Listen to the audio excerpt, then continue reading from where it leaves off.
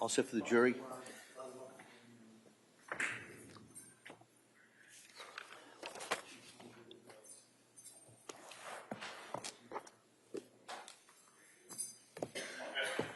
All rise.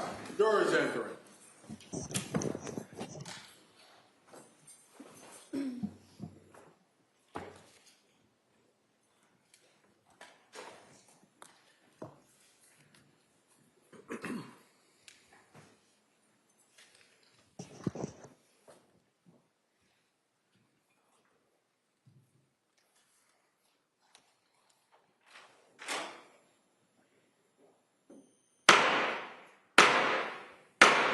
Hey, hey, hey, all persons having anything to do before the Honorable William Sullivan, Justice of the Superior Court now sitting in Plymouth, within and for the Commonwealth. Your Honor, give your attendance and you shall be heard. God save the Commonwealth of Massachusetts. This court is now in session. Please be seated. Good morning, Your Honor. May I proceed? Yes, please. Before the court today, we have the continuation of the jury trial in the matter of Commonwealth versus Lindsay Clancy. Ms. Clancy is present. She is represented by Attorney Kevin Reddington. The Commonwealth is represented by Assistant District Attorney Jennifer Sprague and Assistant District Attorney Shannon Buckingham. Good morning, everyone. Good morning. All right. It's nice to see everyone.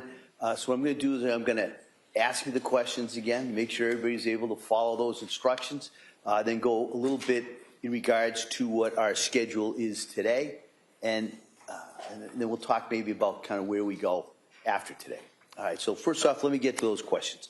Has any member of the jury read, seen, heard, or overheard anything from any source about any aspect of this case which would affect your ability to be a fair and impartial juror? All right. Next question, is there any other serious matter of concern bearing on your service as a juror in this case that anybody needs to bring to my attention? Again, thank you so much for following those instructions.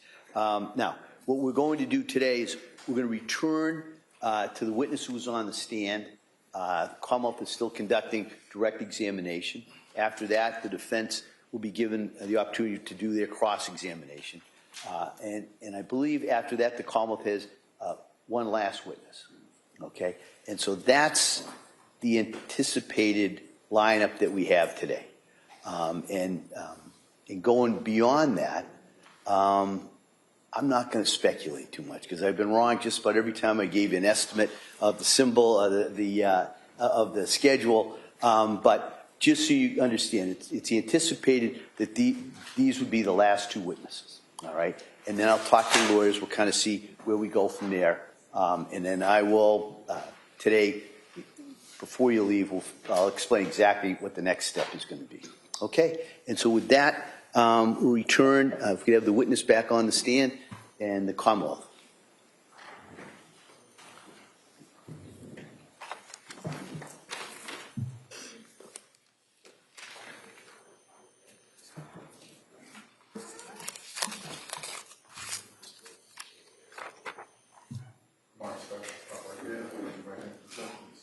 Good morning. Do you solemnly swear that the testimony you give in the court in the hearing and that not coming between the Commonwealth and the shall be the truth, the whole truth, and nothing but the truth, so help you God. Thank you. Thank you, sir. You may be seated.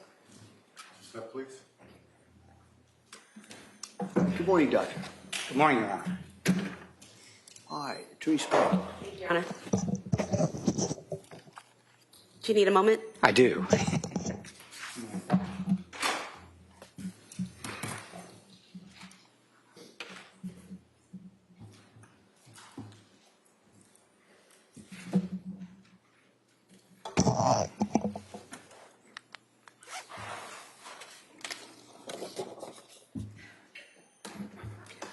So, Doctor, could you tell us what is peritraumatic, sorry, let me start over. Can you tell us what peritraumatic dissociation is and whether it factored into your evaluation in this case? Yes, that's the kind of thing that you experience when you're going through a very frightening or traumatic set of situation or circumstances or whatever. And it's the sort of thing that you can experience in the sense that you kind of feel that things are unreal or that it's not you. It's like you're watching yourself go through actions.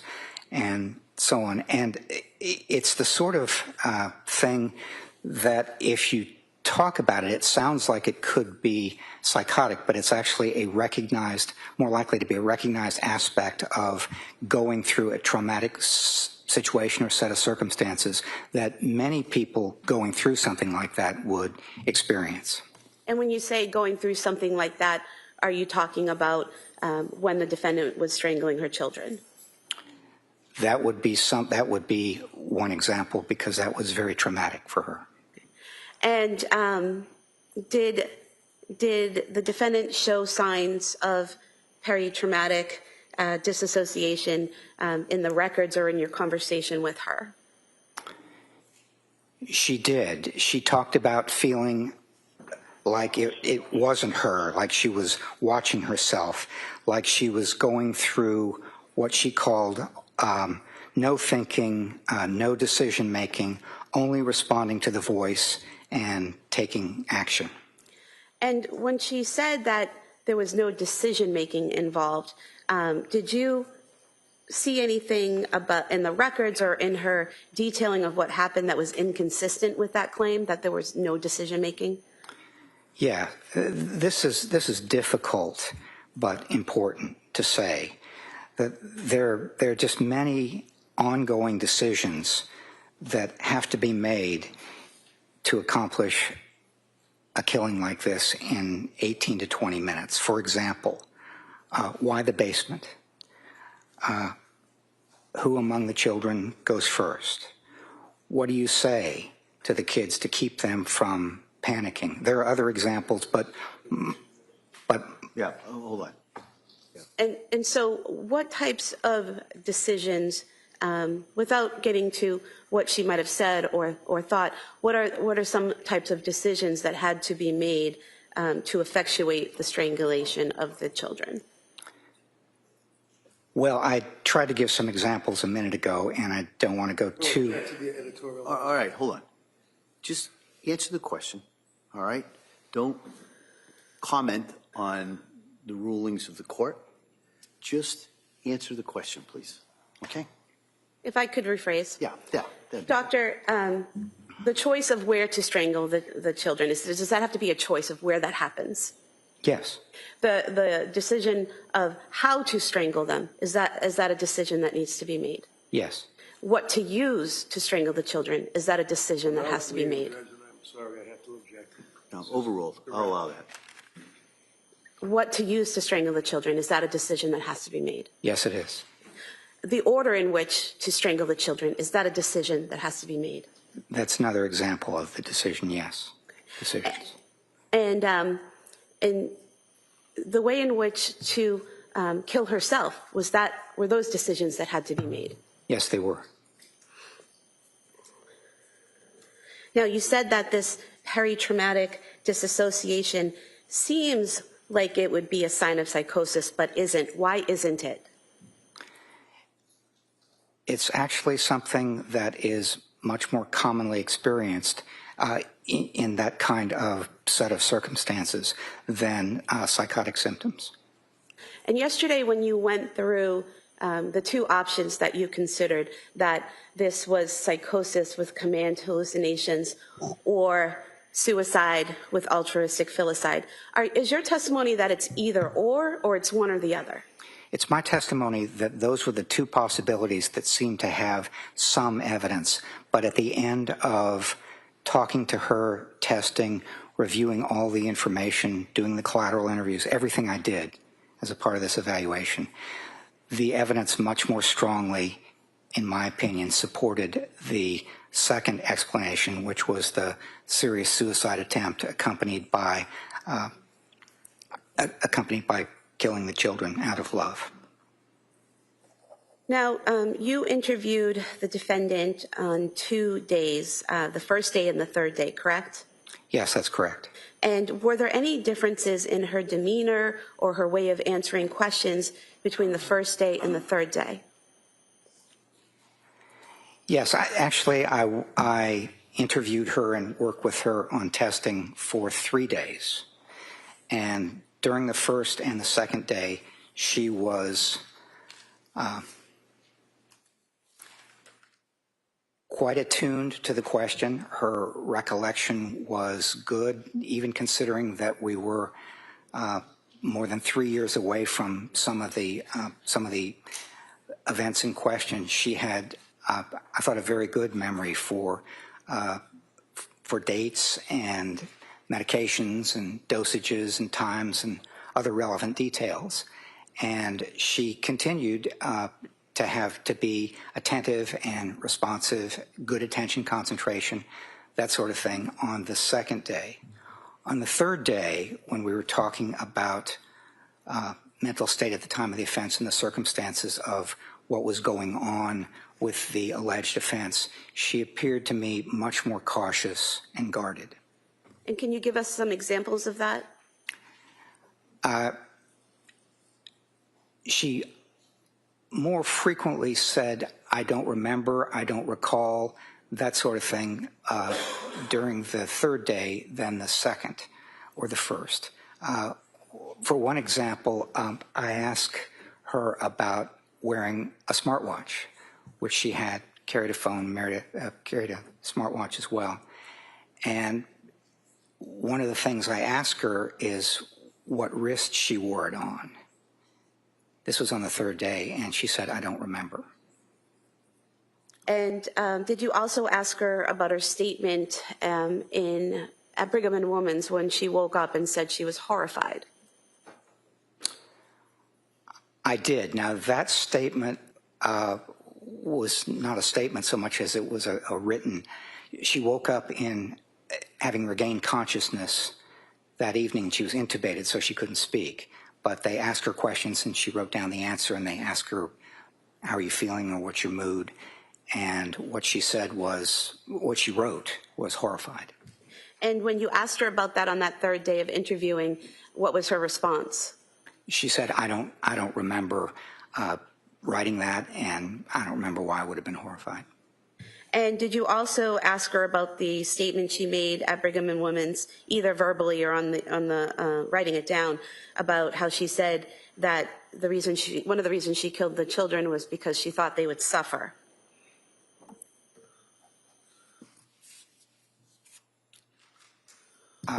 Where are you? Are you in my report there?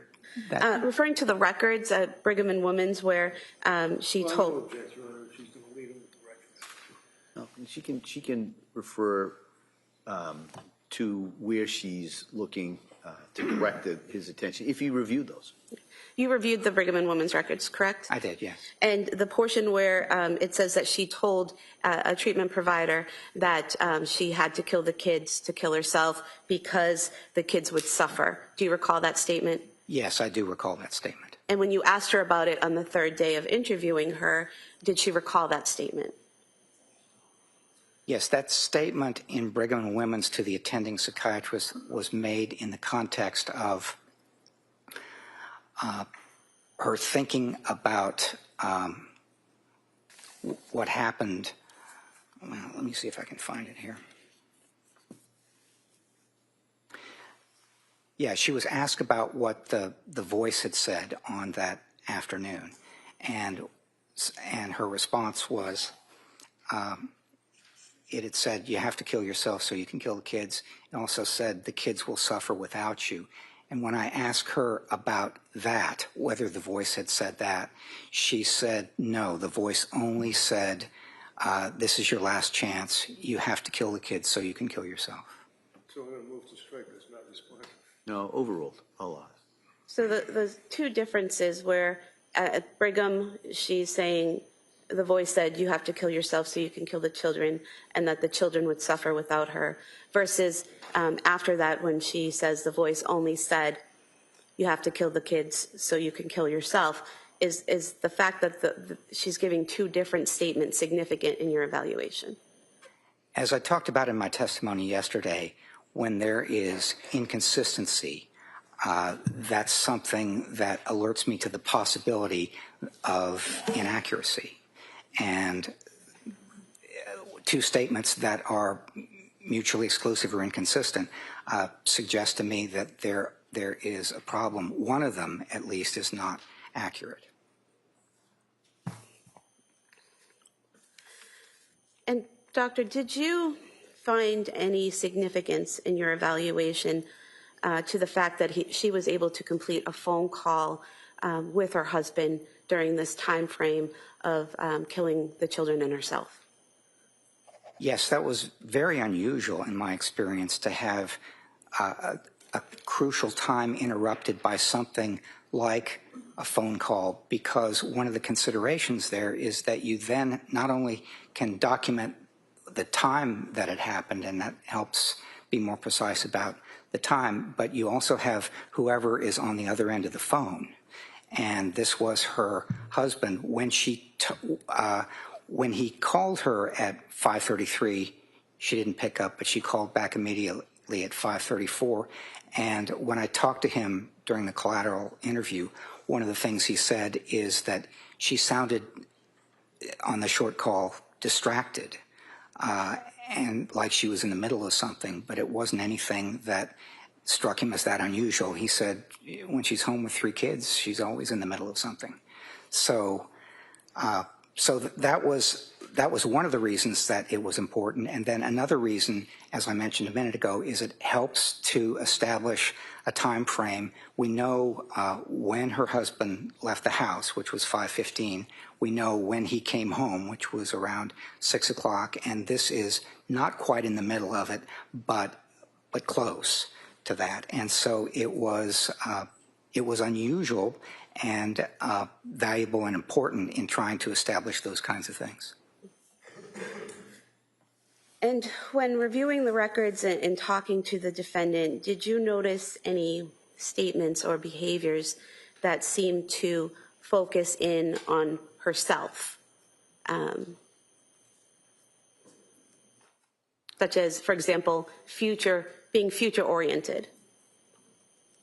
Well, one of the things I noticed from the records at Brigham and Women's is that several days after she came in, there were comments from staff and in the notes about how she was a little bit more future-oriented and thinking about what it would be like in the future, her life, and that sort of thing. So that's one of the considerations that was in response to kind of thinking about herself and being oriented toward herself. And is there any significance to that state of mind or those thoughts in your evaluation of her? Well, I don't think that she was in any way over this or thinking only about herself. It's something that I noticed when I evaluated her in April, is that she is still grieving. She's still in mourning for those kids. And she used language like, I have lost everything and I don't want to be here. So I would not think of Lindsay Clancy as someone who is really self-centered or oriented only to herself. She is grieving her children. And you mentioned yesterday the emphasis she had on control of thought and control of her life. How did that come into play in your evaluation in terms of what was done here?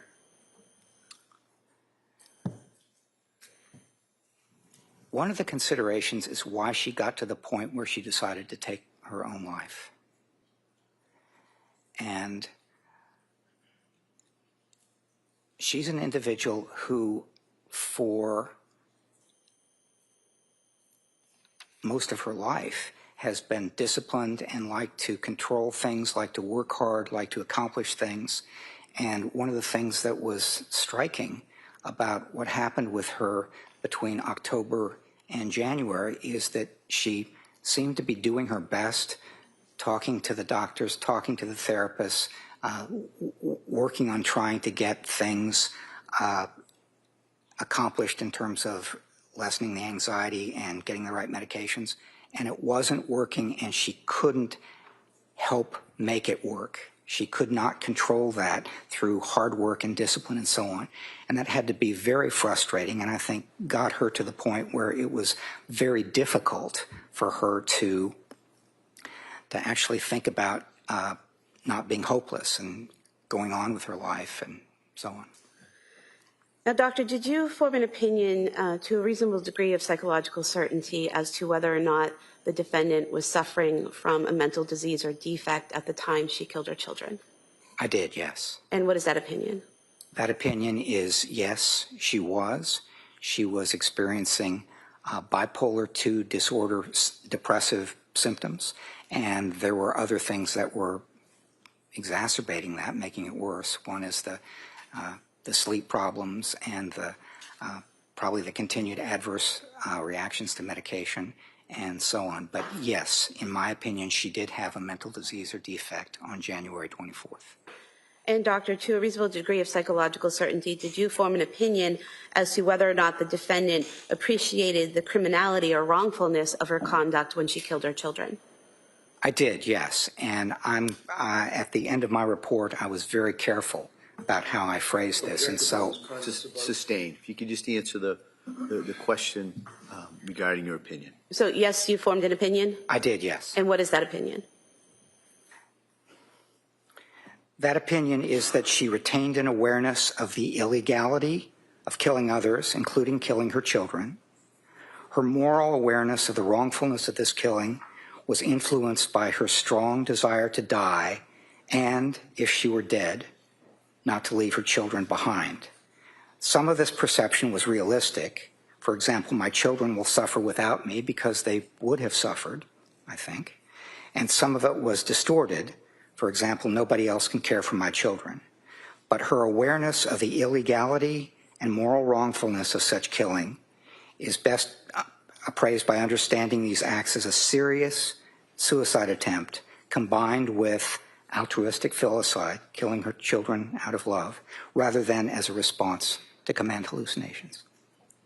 And did you form an opinion to a reasonable degree of psychological certainty as to whether Ms. Clancy was able to conform her conduct to the requirements of the law when she killed her children? Yes. And what is that opinion? That her capacity to conform her conduct to the requirements of the law is, again, best understood by considering the seriousness of her suicide attempt and her strong desire not to leave her children. She demonstrated such self-control throughout the day on January 24th, and her actions between 5:15 and 6 p.m. that afternoon were influenced by her depression and her hopelessness about her life and the desire to end the pain she had experienced since October. Although this depression and hopelessness influenced her decisions, she retained control over whether, when, and how she carried it out, and the inclusion of her children. And doctor, did you form an opinion to a reasonable degree of psychological certainty as to whether or not the defendant was criminally responsible when she killed her children? Yes. And what is that opinion? My opinion, my clinical opinion, since I'm not the decision maker here, but my clinical opinion is that she was criminally responsible on January 24th. Thank you.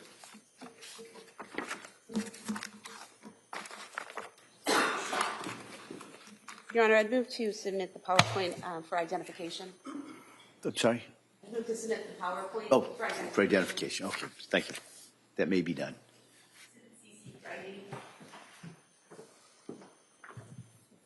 Attorney Reddington? Thank you.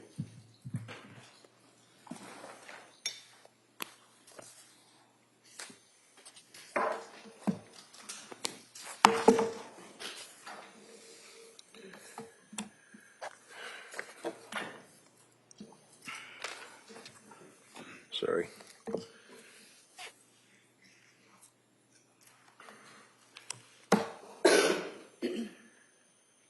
Doctor, I'd just like to ask you about one of the things you just said to this jury that apparently stood out in your mind, and that would be the dichotomy or the difference between two statements that Lindsay made, one being, I believe, in the hospital, and you felt that there was a subsequent statement that was made by her that contradicted that or was different from that, and that would be after 3 days of you and Mac testing her. Is that right?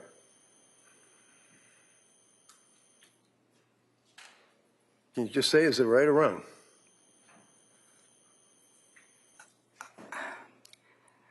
Mr. Reddington,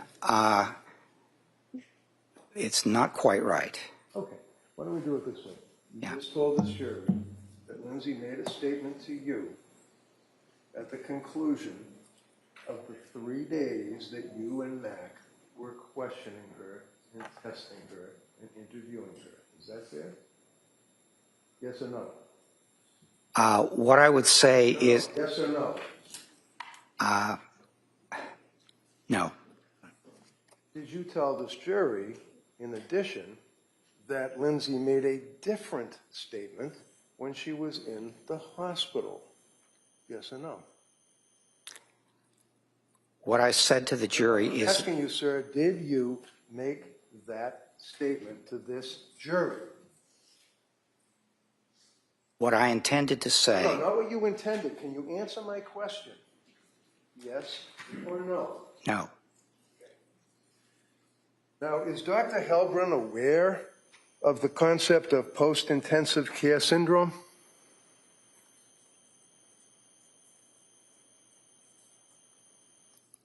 Post-intensive care syndrome. Yeah, PICS. It's called PICS.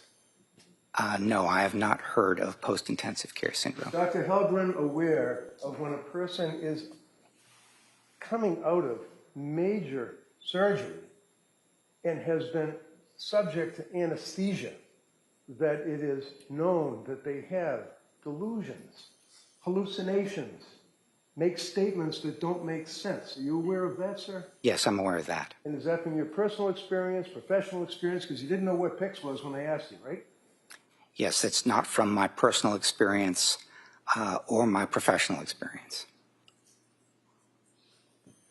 You received a notification to evaluate Lindsay Clancy on this criminal case from the district attorney's office, right? Yes. And do you recall when you received that notification? It would have been sometime before January of 2025, because that's when I started reviewing the documents that they provided. Okay, so January of 25, January of 26, and then in the spring of 26, you go to the Tewksbury Hospital with Mac and you interview Lindsay, right? Correct. So how many months is it from the time that you were appointed or requested or asked to help the DA's office to the time you saw Lindsay? How much time passed? Probably about 18 months. About a year and a half. And how much time passed from that point going backwards to January of 23? I'm not sure what the question is. Okay, January of 23, you add a year, that's January of 24, right? Yeah, It's 1 year. yeah, January of 24, you add a year up to January of 25, that's 2 years, right? yes. January of 25 up to when you and Mac finally go out to Tewksbury to interview this young lady is how many months? Well, it would be about 3 years. Okay. And are you telling this jury that it's good, using the term loosely, medical practice to interview a young lady like this 3 years after the event for purposes of helping the DA, in your opinion? Do you mean in the context of a forensic mental health assessment, sir? That's the only reason you're here, right? Yes, it is. Okay. So can you answer my question? The answer to your question is the sooner that I'm able to evaluate somebody after their involvement in the alleged offense, the more closely I can come to using that current state information as something that is relevant to their mental state at the time of the offense. Okay. So in other words, yes, it is better to see them sooner rather than later, to coin a phrase, right? Yes, it is. Okay. And have in mind January of 25 that you were retained by, and again, you know, normally this isn't an issue, who cares, but how much money did you make on this case, as they want to ask my doctor? How much money did you make on this case? That depends when I'm finished, but I mentioned earlier that I had spent 180 hours before coming to Plymouth. How much money did you make on the case, Doctor? Simple. Well, it's not that simple, but I'm being paid at $300 an hour. Okay, so how much money did you make on the case? Well, $300 an hour times 180. What's your last billing? I've been billing monthly, sir. Okay, you must know what the total billing is up to this point, don't you? I actually have not added it up. How about you just give us your best estimate, Doctor? Well, let's see. Probably up to this point, it's been about $54,000. $54,000. And it will be more, right, when we get finished with you today, right? It'll be more. Yes. Okay. So you received from me by certified mail video interview of Lindsay by my guy, Dr. Resnick, right? Correct. You received the notes from Dr. Margaret Spinelli, right? Yes. You received the notes from my Dr. Paul Zeisel, right? Yes. You received the report that was prepared and submitted by Dr. Philip Resnick, right? Yes. You received the report prepared and submitted by Dr. Margaret Spinelli, right? Yes. And you received the report prepared by Dr. Zeisel, right? Yes. And then I said, if you have any questions, give me a call, drop me a line, whatever, but we never talked until today, right? That's correct. All right. Now, you have a curriculum vitae, that talks about that you are a clinical psychologist, correct, as you've told us yesterday, right? Yes. Have you ever treated a woman in postpartum psychosis? When I was a staff psychologist at the forensic service at Florida State Hospital. When was that, please? That was back in 1982. 82? Yes. I had a therapy group which was comprised of women who had killed their children.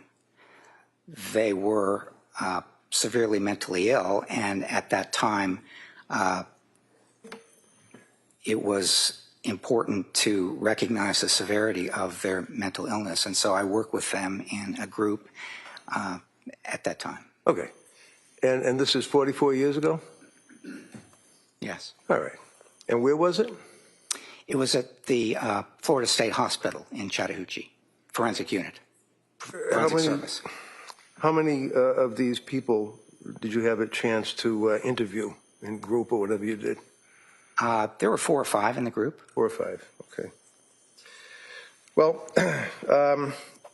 you are also a forensic psychology expert working for Park, Dietz and Associates, right? I have an affiliation with Park Dietz and Associates, yes. Yes, but that's basically, that's the letterhead that you have on all your stuff, right? Park, Dietz and Associates, Inc. Is that right? Yes. Okay. You know Mac, do you? Do I know Dr. Mack? Yeah, Dr. Mack, yeah, the guy that was here testifying for the last 2 days, Friday and Monday. You know him? Yes, I do know him, All right. yes. And he works with Park Dietz as well, right? I think he has the same kind of affiliation I do, which is we both have jobs and do things elsewhere, but we occasionally do cases in affiliation with Park Dietz and Associates. Right. And continuing on, and if you have it, you can certainly take a look at it. Make sure I don't misrepresent anything on your V-Day, as you refer to it. You also were involved with Giant Food Corporation. You do fitness for duty assessments. What is that? What are fitness for duty assessments? Yeah, Giant Food Corp. What's Giant Food Corporation? Oh, that's something that I did many years ago. Basically, a company or an organization might refer someone who is having difficulty at work, having symptoms, making threats, that sort of thing, and they would ask for an evaluation from a psychiatrist or a psychologist. And I did that for a while for giant food corporations. And you also did it for U.S. Airways, apparently, evaluations and consultation, right? Yes.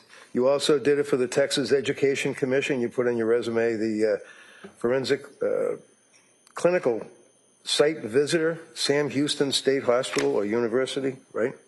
Yes. You were a grant reviewer for the Office of Victims of Crime for the United States Department of Justice. That's the feds. That's the U.S. Attorney's Office, right? Yes. Okay. You also worked, and you did violence risk assessment consultant as a consultant to the New Jersey Department of Mental Health Services, right? Yes. You also consulted as a research consultant with the community education centers in New Jersey, right? Yes. Research Advisory Board, the Center for the Analysis of, actually the FBI. You work for the FBI? I consulted with the FBI, yes. And in consulting with the FBI, you also consult with the Bureau of Prisons, right? BOP? Yes. When you're consulting for, well, okay, look, site visit of juvenile justice and psychology, you were involved with that, right? Yes. Consultant forensic psychology service for the Walter Reed Medical Center, correct? Yes. When you work on the consulting with the Bureau of Prisons, basically what you're doing is you're evaluating, as you told us a couple of times, people that are wrongfully convicted and they're in jail for decades, and you would evaluate them for the Bureau of Prisons to see if they're okay to release to society, right? That does not sound like a typical question that I would evaluate for the Bureau of Prisons. All right. Well, what would you evaluate for the Bureau of Prisons? That's, well, for example... wait, hold on. Just so we know, Bureau of Prisons is federal as opposed to the Department of Correction, which is state, right? Yes, that's right. So go ahead. Tell me what you do for the Bureau of Prisons. Well, one of the things that I might do is conduct a meeting or a workshop on a topic such as violence risk assessment or something like that. So I have done that, deliver a workshop or provide an organizational meeting, provide information and so on a number of occasions. And do you evaluate people to see if they're able to be reintegrated into society? I do that as well, yes. Okay. You also are involved with sexual violence risk, is that correct? Yes, it is. You also are involved with specialized police response and collaboration with behavioral health systems in Pennsylvania, right? Correct. Sexual violence risk, again, for purposes of the Department of Correction. You focused on that, right? Yes. Principles of forensic assessments that you would be assessing juveniles for purposes of juvenile assessment and risk assessment, right? Yes. You also are involved with violence risk and sexual violence risk, correct? Yes, correct. Juvenile assessments, risk assessments and principles of forensic assessment for the American Academy of Forensic Psychology, is that right? Yes, that's right. And also a focus on juvenile assessment and risk assessment of juveniles, right? Yes, correct. Violence towards others, psychiatrically hospitalized populations, that would be what, patient-on-patient assaults or something like that when somebody's in a mental institution? Patients against patients, against staff, that sort of thing. They can be pretty violent places, can't they? They can be sometimes, yes. Sexual violence risk, you involved with New Orleans, Louisiana, sexual violence risk assessment, right? Correct. Obtaining and using mental health experts. Obtaining and using mental health experts in criminal litigation for the Administrative Office of the United States Courts, right? Yes. What does that mean? What did you do with that when you were dealing with obtaining and using mental health experts in criminal litigation? Well, I have had the occasion to provide workshops to prosecutors, to defense attorneys, to judges and so on, and depending on some of the questions that arise, such as what's the most effective way to obtain and present a forensic psychologist or forensic psychiatrist expert, I might do a half-day or a full-day workshop on that. Okay, so my question, sir, I know you get in there, but where did you lecture or give a lecture to criminal defense attorneys? I've given a number of those lectures over the years. I can't recall them all offhand. Okay. But my question, sir, was that you were working on behalf of the Administrative Office of the United States Courts, federal courts, right? Yes, I asked that's you that right. question? Okay. Yeah. You also worked for the Forensic Mental Health Assessment for the Ohio Forensic Psychiatric Center of Yes, that's inmates, right? Yes. You also participate and have written about To Kill or Not Kill, That Is the Question, for Drexel University, where you were a professor, correct? Yes. All right. Assessing risk of violence towards others in psychiatrically hospitalized populations. You focused on that, right? Yes, You that's had right. a chance, sir, to give a total of, 131 lectures or workshops presented in the area of violence, risk assessment, sexual offenses, and forensic mental health and ethics, right? Yes, that that's right? right. Yes. Aggression, forensic psychological assessment, risk assessment, treatment of mentally disordered offenders and juveniles. That's another focus, correct? Yes, it is. You've had a number of publications that you put on your CV. Basically, you're talking about justice-involved youths, correct? Yes, that's one of the things I talk about. Appraising Jackson-based unrestorability to competence to stand trial deals with the standard of competence to stand trial, correct? Yes, it is. Public perception on policies to address prenatal substance use recommendations regarding maternal criminal prosecutions. What is that? Prosecute a woman that's pregnant who's involved with drug use? Yeah, that sounds like something that would have been a dissertation where I served on the committee and was a co-author of some kind, but the individual who Okay. wrote the dissertation would have been the first author there. All right. And life sentence for juveniles, sequential model for juvenile justice, justice involving men, forced medication, and competency to stand trial. These are interests or focuses of yours, sir? Yes. Urine drug screens as a baseline for predictors of graduation from drug court. Yes. What does that mean? That you were involved with drug court? Yes, I've been involved in writing about and consulting to drug courts over the years, yes. And disputed paraphilia diagnoses and legal decision-making is one of your other focuses, right? That was one of my graduate students, and I was a supervising and second author. Paraphilias would be in the, I mean, that's basically if you have some kind of weird sexual things that you do, right? Something like that, yes. Yeah.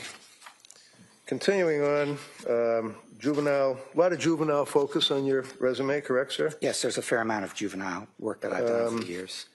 Involuntary medication, trial competence, clinical dilemmas, substance abusing adjudicated adolescence, and your resume basically is a number of pages, correct? Would you agree with me? It's almost 70 pages, right? Yes, I would agree with you. Okay. Flipping through and jumping ahead, sir, you wrote book chapters, correct?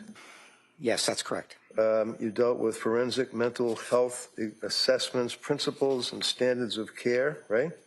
That's right. Violence risk assessment, right? Correct. Juvenile violence risk assessment, right? Yes, that's correct. Managing hindsight bias and unstructured judgments, implications for legal decision making is an article that you had, chapter or whatever that you wrote, right? Yes, it is. Again, juvenile delinquency, juvenile delinquency, juvenile delinquency, juvenile delinquency. A lot of focus on juveniles, right? Yes, there's a fair amount of Then you focus have on juveniles over the years, yes. A number of reviews that you have published presentations that you've presented, a lot of them dealing again with juveniles and dealing with assessments of prisoners to have them released into society, things of that nature, right? Yes. Life sentence juveniles, for example, is one of the things you focus on, right? Yes, again, Okay. there's been a fair amount of juvenile work and Handling difficult cross-examination, integrating perspectives, combining substance with style, and learning. What does that mean? Handling difficult cross-examination. well, one of the things that people as forensic psychologists need to do is convey what they have done in a way that is effective. And so there are things that you... To a jury? To a jury, to a judge, to an attorney, various kinds of... Well, when you're dealing with an attorney, sir, you're presenting information to the attorney. You're not dealing with difficult cross-examination, are you? Could you repeat the question, please? Sure. You wrote about handling difficult cross-examination, integrating perspectives, combining substance with style. Yes. And what is, 25 words or less, what is that basically telling people? How to, what, withstand cross-examination?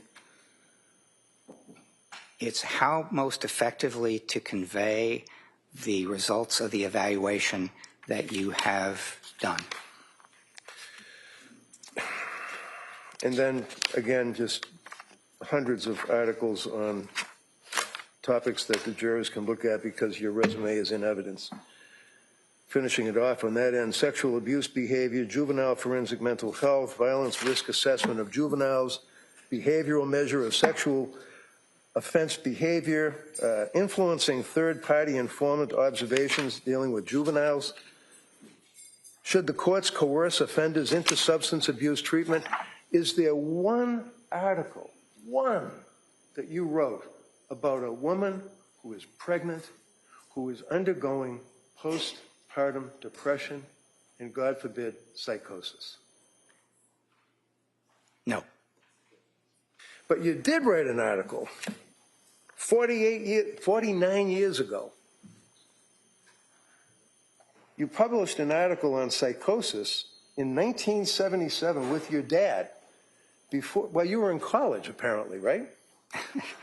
Right? Yeah, I was his so research assistant at that time when I was in college, yes. Okay. And this is before you entered graduate school, and you used the diagnostic framework that no longer exists, didn't you, back then? It was a long time ago. Right. And actually, it was 3 years before the DSM was even written. DSM-1, back in the Stone Age. It was a while ago. That's the only article you ever wrote dealing with that issue. Is that correct, sir? Dealing with what issue, sir? Postpartum psychosis. Ah. Yes. Does I mean yes? Thank you. So,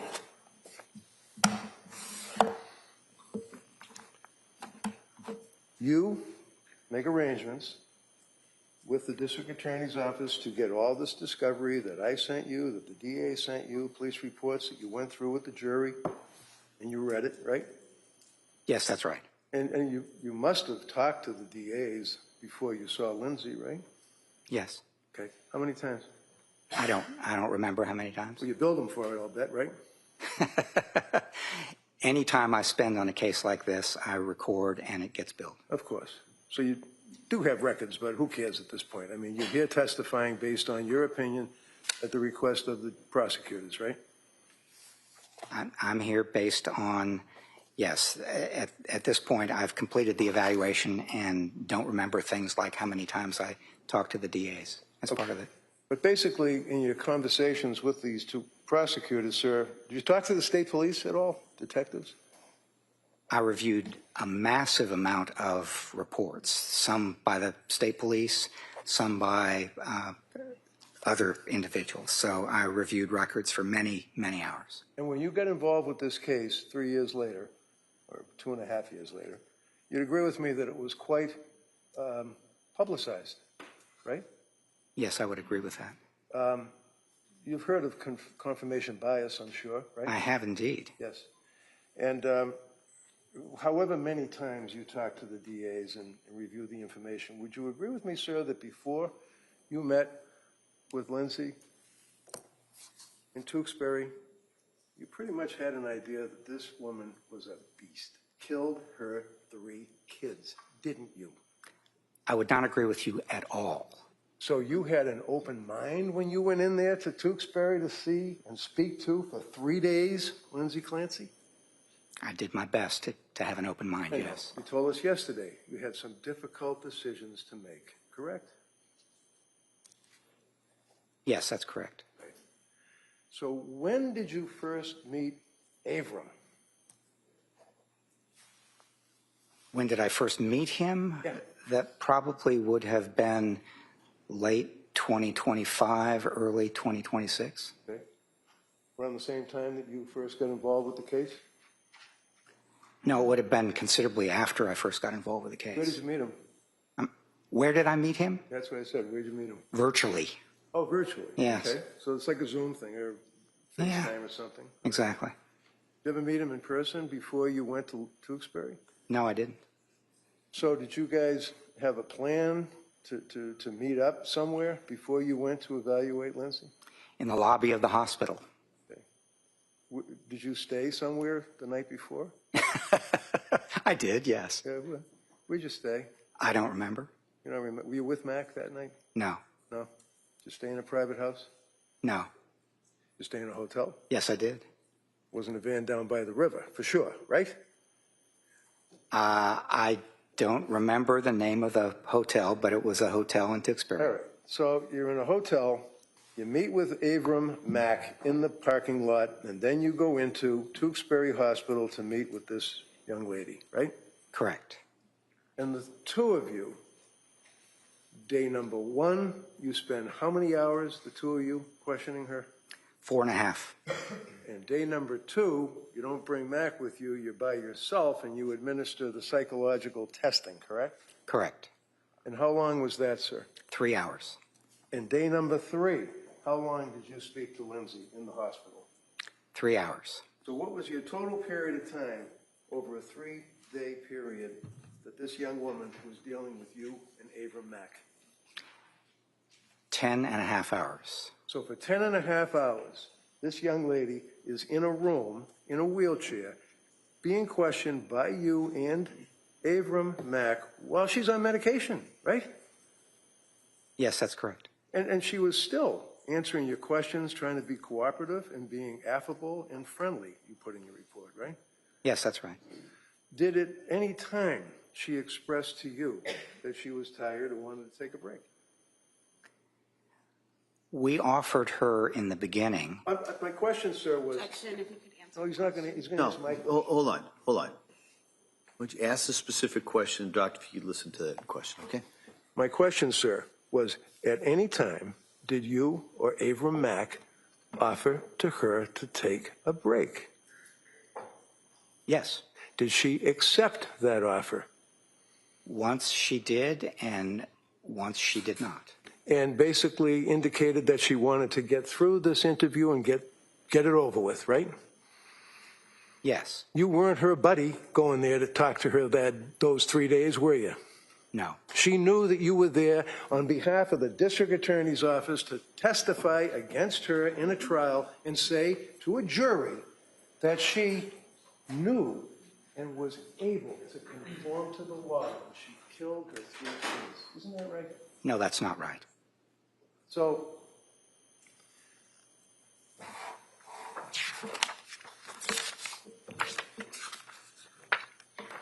your diagnosis is depressive bipolar 2, right? Bipolar 2 disorder. Right. Okay. And that's a serious mental disease, isn't it? Yes, it is. You would agree with me, sir, that Lindsay is in your opinion, testified she's a very hardworking and highly self-disciplined individual, right? Yes, I would agree with that. You testified to that yesterday, right? Yes, that's right. Right, that's funny? No, it's not funny. It's just that you asked me whether I agree with something that I testified to yesterday. So what does that mean? It means that I testified to it yesterday, and that means I do believe it. Yes. Okay, so we established that. In your opinion, granted, through those 3 days that you had interactions with Lindsay. Is it your opinion that she is a controlling individual, sir?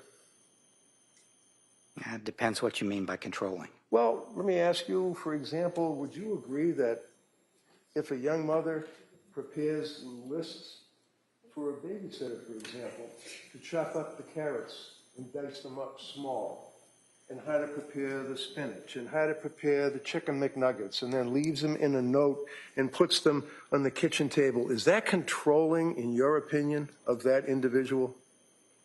That is something that is working hard and being disciplined and exerting a certain amount of control, yes. That's not something that you would use against her in this opinion you have for this jury, is it? What I do is do my best to describe what she does, what she thinks, what she feels at certain times, what symptoms she has, and so on. And if that's a part of that overall picture, then it's not that I'm using it in favor of her or against her. It's just part of the overall picture which I'm trying to present. I mean, it's not a bad thing to chop up the carrots and tell somebody this is how I like my child to be fed, right? There's nothing wrong with that, right? Not that I know. And you would agree, sir, that she was a good student. You told us about, you know, she got all A's, she was hard driving, and actually drove herself pretty good to try to succeed in college and in nursing school, right? I would. And did you interview any of her co-workers, or did you review any of her 5-star reviews from Mass General Hospital, flagship of hospitals? I reviewed every record that was provided to me. And that would be by them, right? It was records that were provided to me by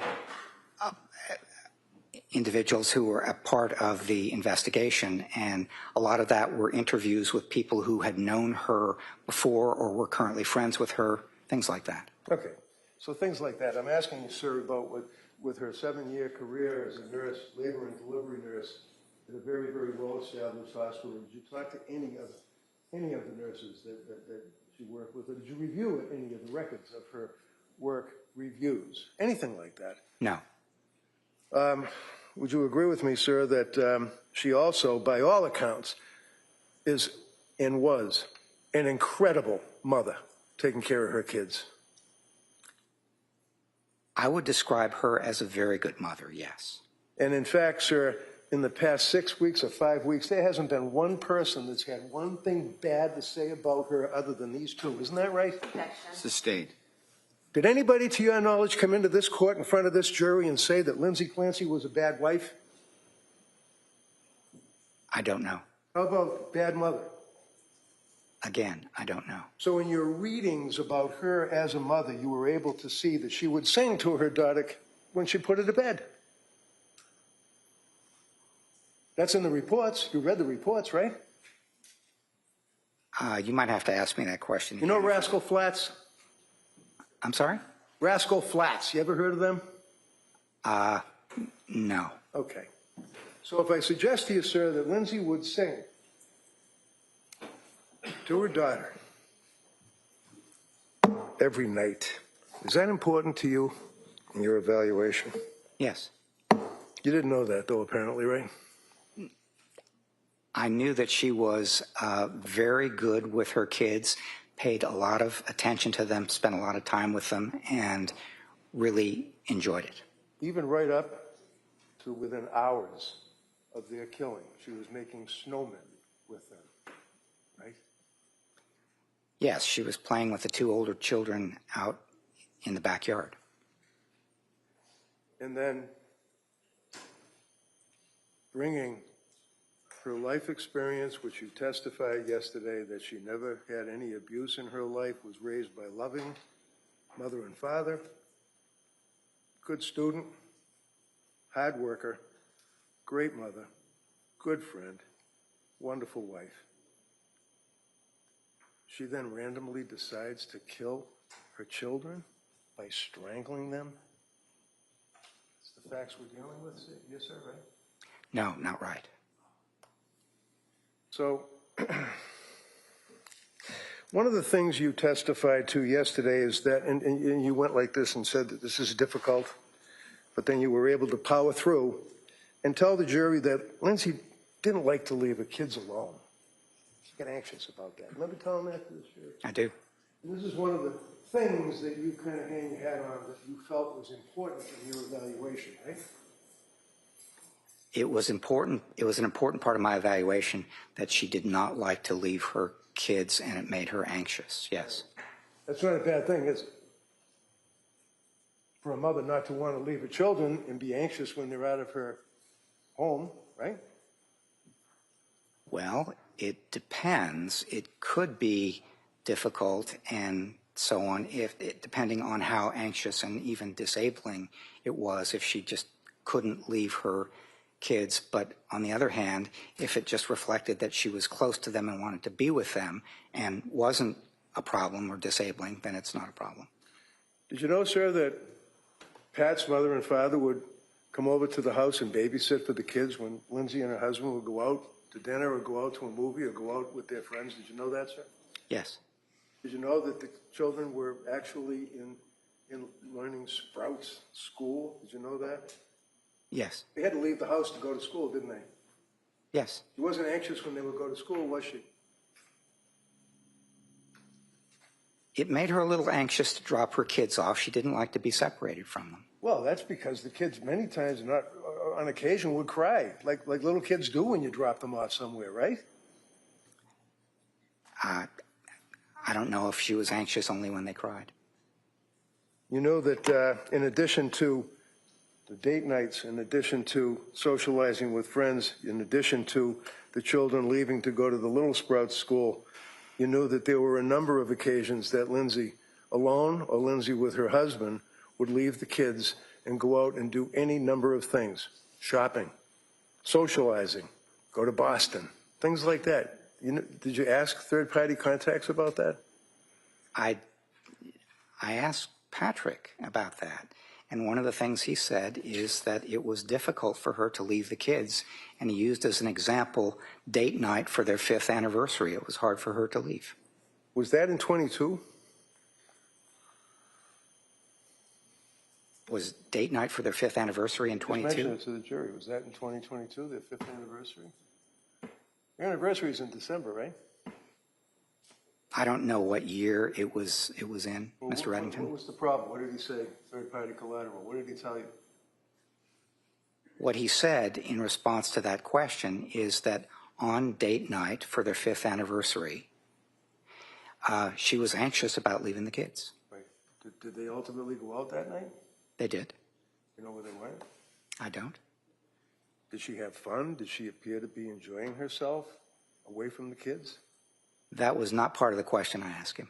I mean, there's nothing wrong with a woman being concerned about her babies when she's not at home, right? There's nothing wrong with that. I wasn't presenting it as something that is wrong. I'll back off. I'm sorry. I thought you did. I thought yesterday you were telling this jury that because Lindsay didn't like to leave her kids at home, that was a factor that Dr. Heilbrun considered in his opinion, but that's fine. You agree that there's nothing wrong with a woman being concerned about her children, leaving them out of the house, right? No, I don't believe I said that. Okay. One of the things that No, never mind one of the things. They can ask you on, Okay. The answer is you did not say that.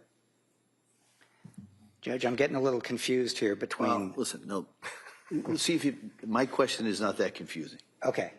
Did you testify, you're done saying that you did not say what Mr. Reddington said? Yes, I'm done saying that. All right, that's good. Next question. one of the other issues is that also factored into when Tufts prescribed her the SSRI, she didn't want to take it because she was afraid of the breast milk being contaminated by this drug, right? Yes. And then ultimately, when she stopped breastfeeding, at that point, she was able to take the SSRI, correct? Yes, that's correct. And then Tufts increased it to 50, right? I don't recall offhand what the... Okay. Well, you agree that Tufts increased the SSRI, right? I do. You agree that before the end of September of 2022, this young woman was living her life with her husband and her kids. Summer of 22, happy, had a great time. Do you agree with that, sir? I do. And when she saw Tufts from September end up until the killing of these children and the state of her condition that you told the jury was confusing. Remember using that word yesterday? It was confusing with these number of diagnoses that she dealt with? Yes, I did use that word. And the confusing with the number of drugs that was one drug on top of another drug, and stop this drug, start that drug. That was confusing, wasn't it, sir? Yes, it was. And it was a confusing and upsetting to her and her husband to the point where they went to these doctors and said to them, you're turning her into a zombie, right? Yes, that's right. But prior to seeing Tufts and the other healthcare providers, she was a happy woman, wasn't she?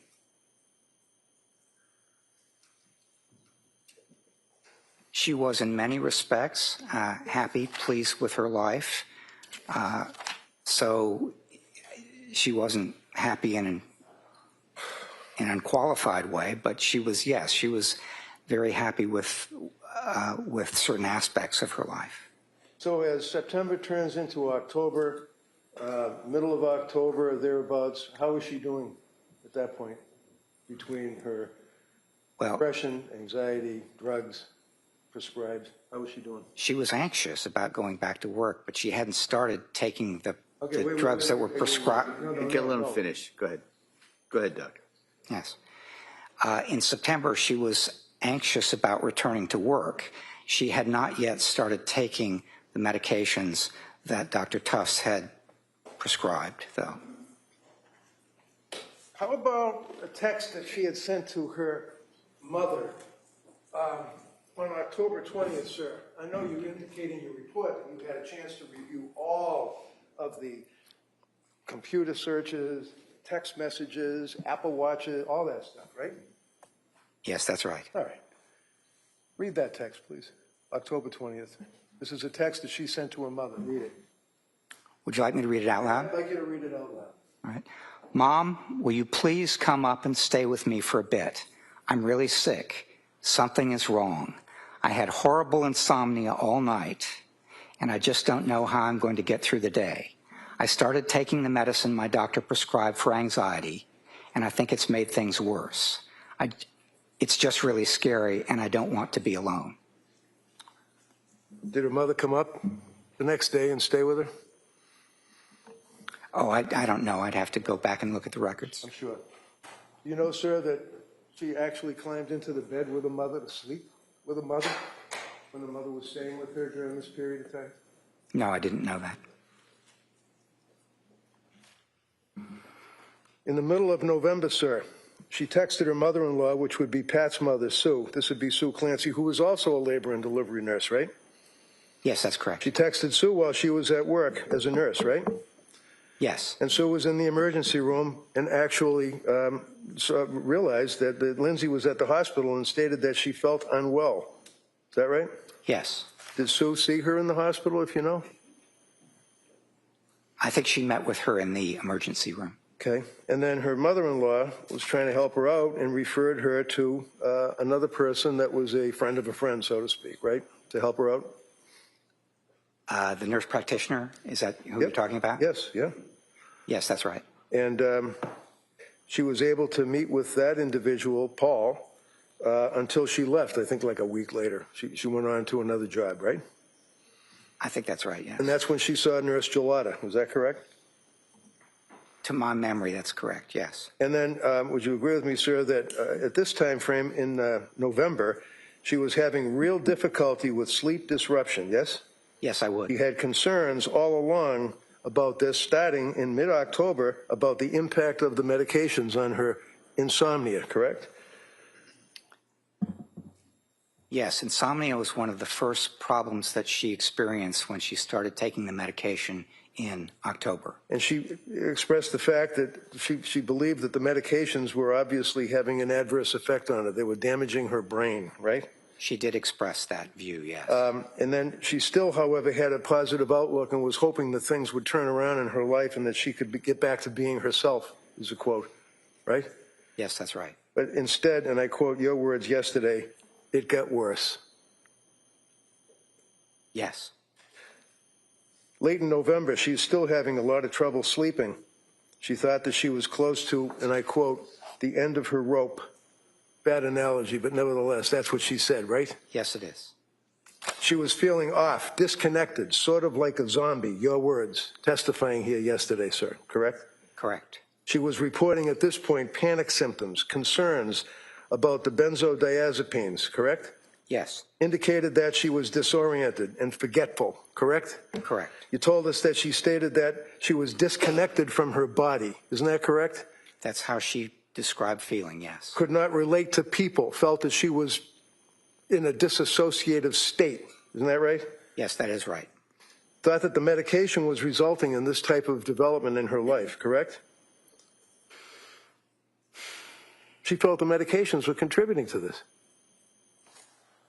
Yes, that's correct. And in December, and I quote you, it's not getting better. It got from worse, it got better.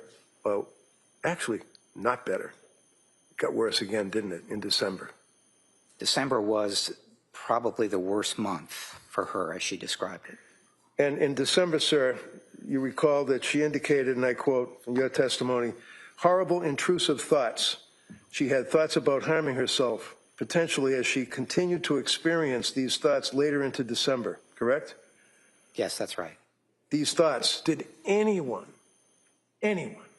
say to her, are these thoughts, are these coming from outside your head? Are they coming from inside your head?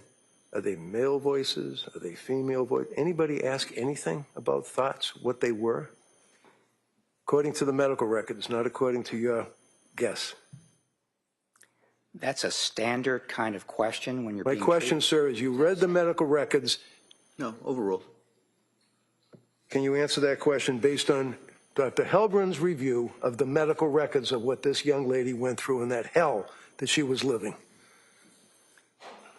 Is your question, did someone ask her about hallucinations? Yeah, if or I come thoughts? to you for help and I say, I've got intrusive thoughts about killing myself, and God forbid I'm thinking about killing my kids, I've got these thoughts in my head. Would you ask me? Voices? Thoughts? What are they? Does anybody ask that question? Yes, that's a standard question that psychiatrists ask at the beginning of each appointment. It's a standard mental status question. Did any one of those psychiatrists ask Lindsay Clancy that question, according to the medical records? Anyone? Ms. Clancy completed the answer to those questions What question? on a number of occasions, Sir, if I might. What questions? No, well, go ahead. What No, questions? Finish that question, and I'll let you have that question. Okay. Finish the answer. Questions such as, are you hearing voices? If so, describe those and so on. And the typical response that she gave as part of a question like that was no. How about when someone says, I've got dark thoughts? Does anybody, professionals, ask, what are the dark thoughts? If somebody said, I'm having dark thoughts, then the follow-up question would be, tell me more. What are the thoughts? Tell me, just give me some descriptions of what you're having, what you're thinking, what it's like, and so on. So if a patient goes to a doctor and says, I'm having these intrusive thoughts, I'm having dark thoughts, I'm having thoughts of, and at this same time frame in December, she's talking about harming the children, correct? She said that those thoughts had come to her at times. At times. Yes. And she mentioned that to her husband, didn't she? That's what she said, yes. She mentioned, did you talk to her husband about it? Yes, I did talk to her husband. Tell you that she said that to him? Yes. A couple of times she said it to him, right? A couple of times she said, I'm having thoughts, and he asked her, give me more detail if you could, and she said, they're just thoughts, it's not a plan, that sort of thing. You got this girl living in her house with her kids, saying she's having dark thoughts, saying she's thinking of harming the children, and Patrick's response, according to your testimony, is just basically just power through it, you'll be okay? Objection. No, overruled. Huh? No, that was not his response as he described it. He asked more questions because one of the things that she had been dealing with for some time are thoughts about hurting herself and possibly the kids. And so what he did was try to get more information about the details. He asked questions that a mental health professional would also ask, which is how often, what are they like, do you have a plan, things like that. And she pretty consistently said, no, I don't have a plan, and this is how often it happens, but they're just thoughts. So let's talk about that, because that's apparently the standard reaction if a patient comes to a doctor and says, I'm having dark thoughts, intrusive thoughts, I'm thinking of hurting myself, I'm thinking of hurting the kids. You say, do you have a plan? That's the question you ask, right?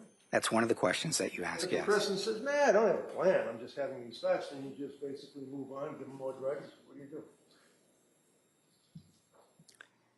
No, you don't move on. You're aware that the person has reported having those thoughts, and you've appraised the risk, and the risk has to do with things like how imminent is it, how serious is it, are there means, how is there a plan, what sort of detail is involved, and so on. And so basically what you do at that point is you take it seriously, but you also try to describe how seriously to take it. Okay. Would you agree, sir, that she was complaining through December about these unwelcome and internal thoughts? Is that correct? Yes. It's important for your evaluation because when you ask the question, when you're experiencing these thoughts, were they your own thoughts or were they auditory hallucinations? And she indicated to you they're my own thoughts. That's what your testimony was, right, yesterday? That's correct. But she made clear that these were unwelcome and that they were intrusive. Is that correct? Yes, she did. So she's answering your questions honestly. She certainly isn't trying to fake that she's hearing all sorts of voices yelling at her and things like that. She's answering honestly, correct? Yes. Very cooperative, correct? Yes, correct. You then would indicate, sir, that in your evaluation as you went on, that she described an experience on December 15th. And she described December 15th as being literally one of the worst days in her life, right? Yes. And that's, why was it one of the worst days of her life?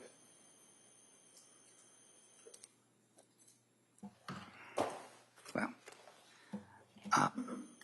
it was one of the worst days because things were getting more intense and difficult, and the thoughts that she was experiencing were harder to handle for her.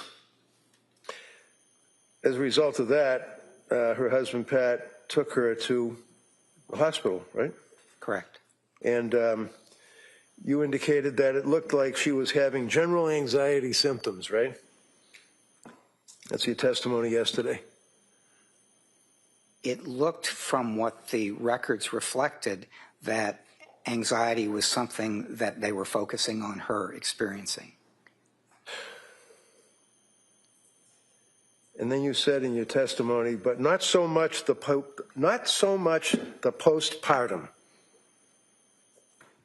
What does that mean? It means that in December, she would have been 7 months away from giving birth to Callan. And consequently, it was less likely to be postpartum than depression for other reasons, or bipolar or major depression or something like that, rather than postpartum depression or postpartum psychosis, something like that. Because you know that postpartum is not a medical diagnosis. That's just the fact that you had a baby, right? I do know that, yes. Okay. And when she went to that hospital, did they provide any help for her or any medication, or what happened on December 15th? She did not stay in the hospital very long, and so, no, she didn't remain there long enough to get the kind of help that you would usually get on an inpatient basis. But the next day or thereabouts, she goes back to see Tufts, right? Yes. Okay. So she immediately tries to reach out for help to anybody that would listen to her, right? She was trying hard to get help. Now we get to December 20th. December 20th wasn't a very good day either, was it? Well, that was the day she went to the she went to the Rhode Island hospital that had a postpartum program. Now, you know from looking at the medical records that, in fact, it was recommended to her, I think by maybe the LASCW young lady, Letitia Dukes, but maybe I'm wrong.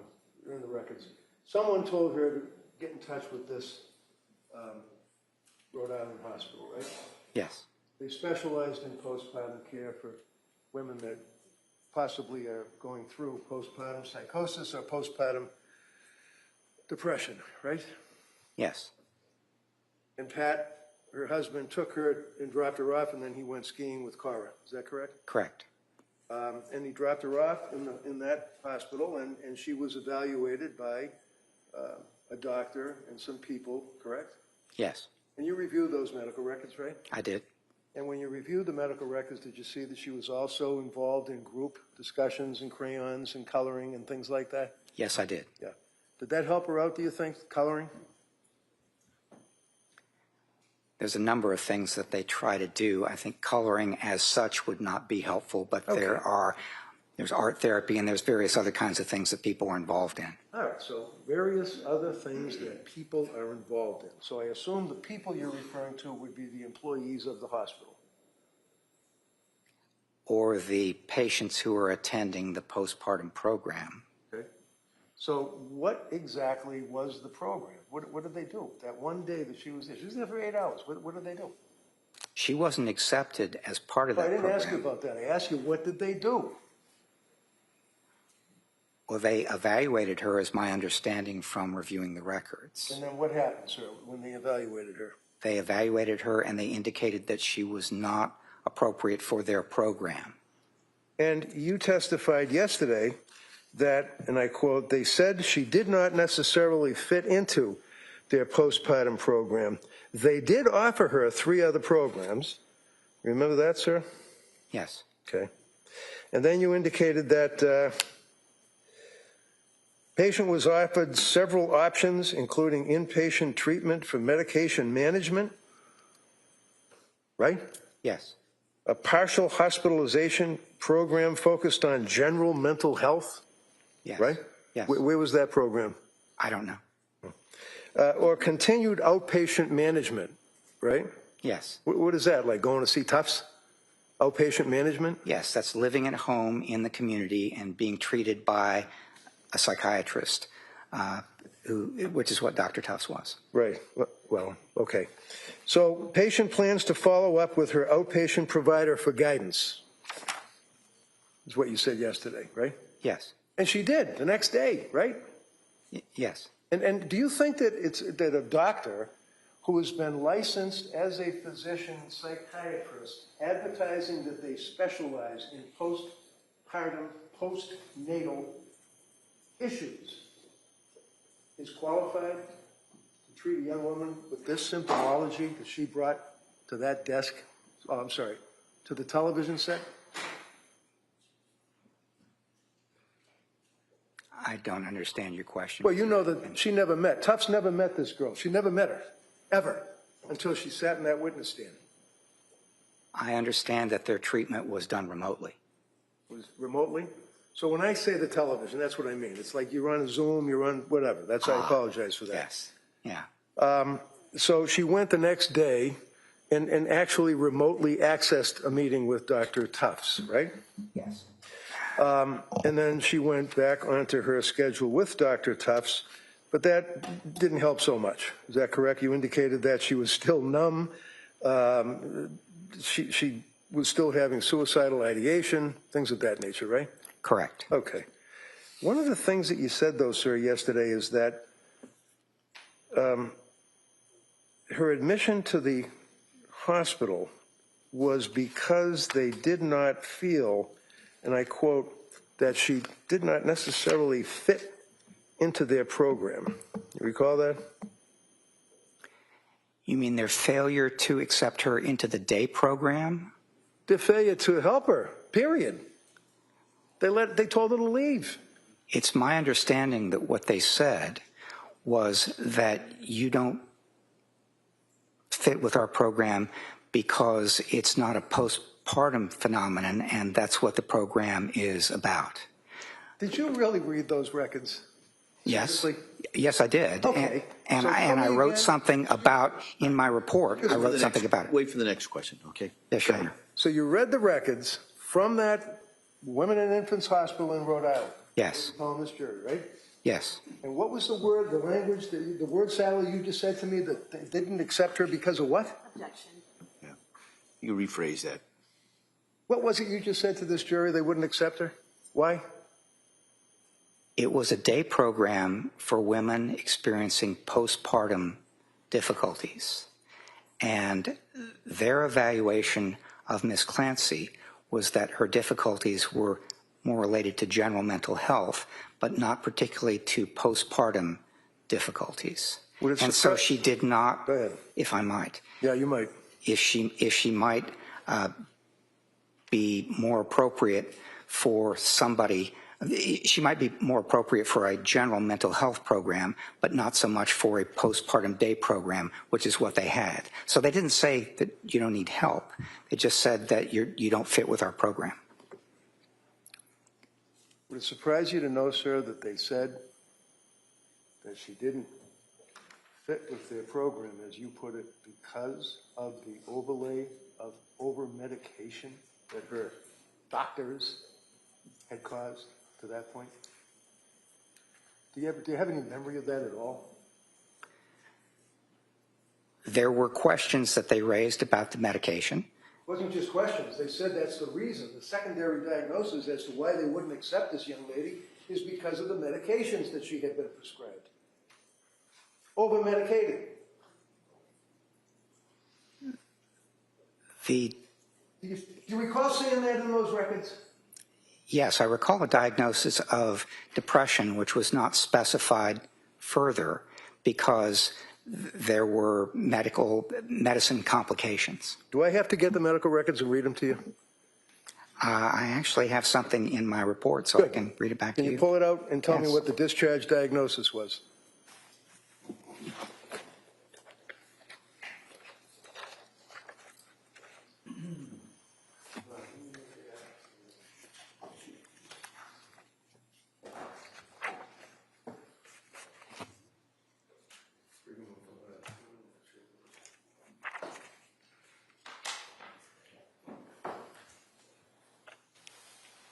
Exhibit 220.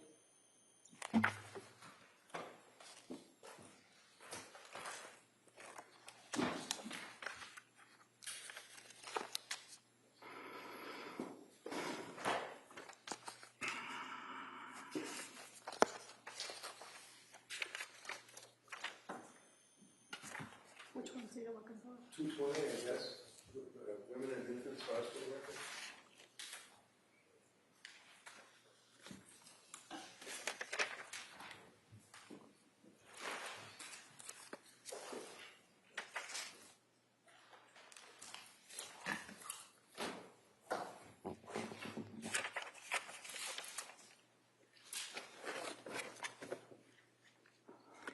I'm on page 18 of my report, and Discharge diagnosis?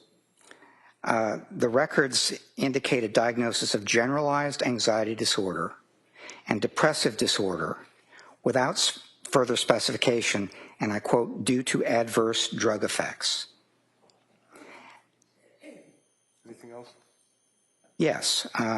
They indicate that her chief complaint was feeling numb and crazy depressed, identified passive, suicidal ideation, notes that the, I'm sure you can read all the diagnoses. My question, sir, is simple. It's on the discharge diagnosis. That's all.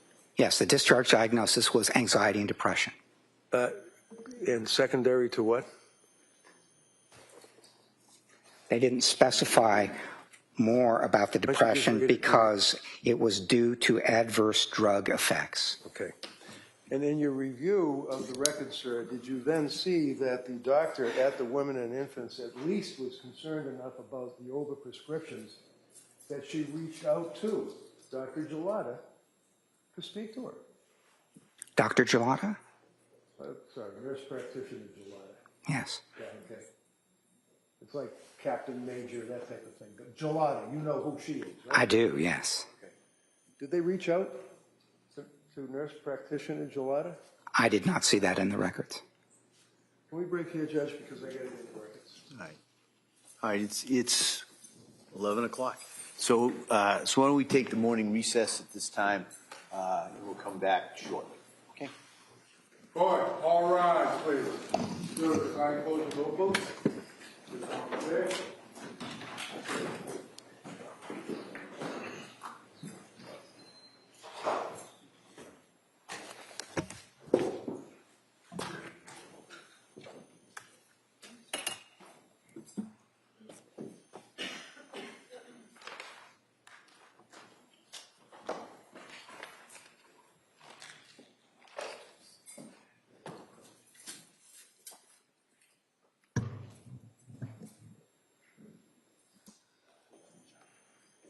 Jurors are exit the courtroom. We'll be in recess at this time. Thank you. Court stands in recess. Please exit the courtroom.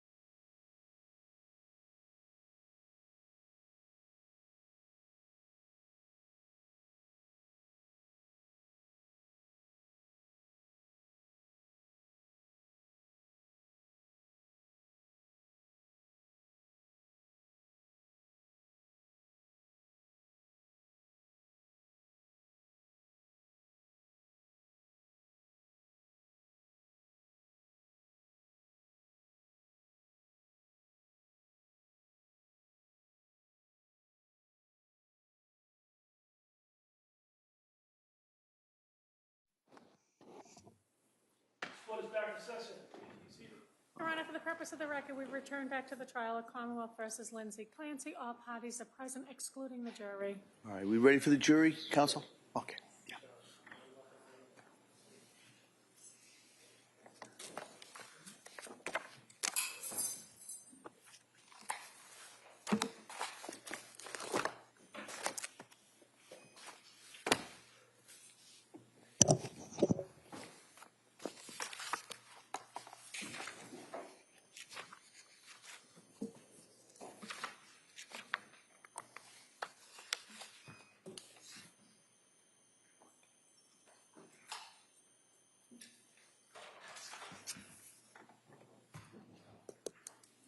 Court, all rise. Jurors enter.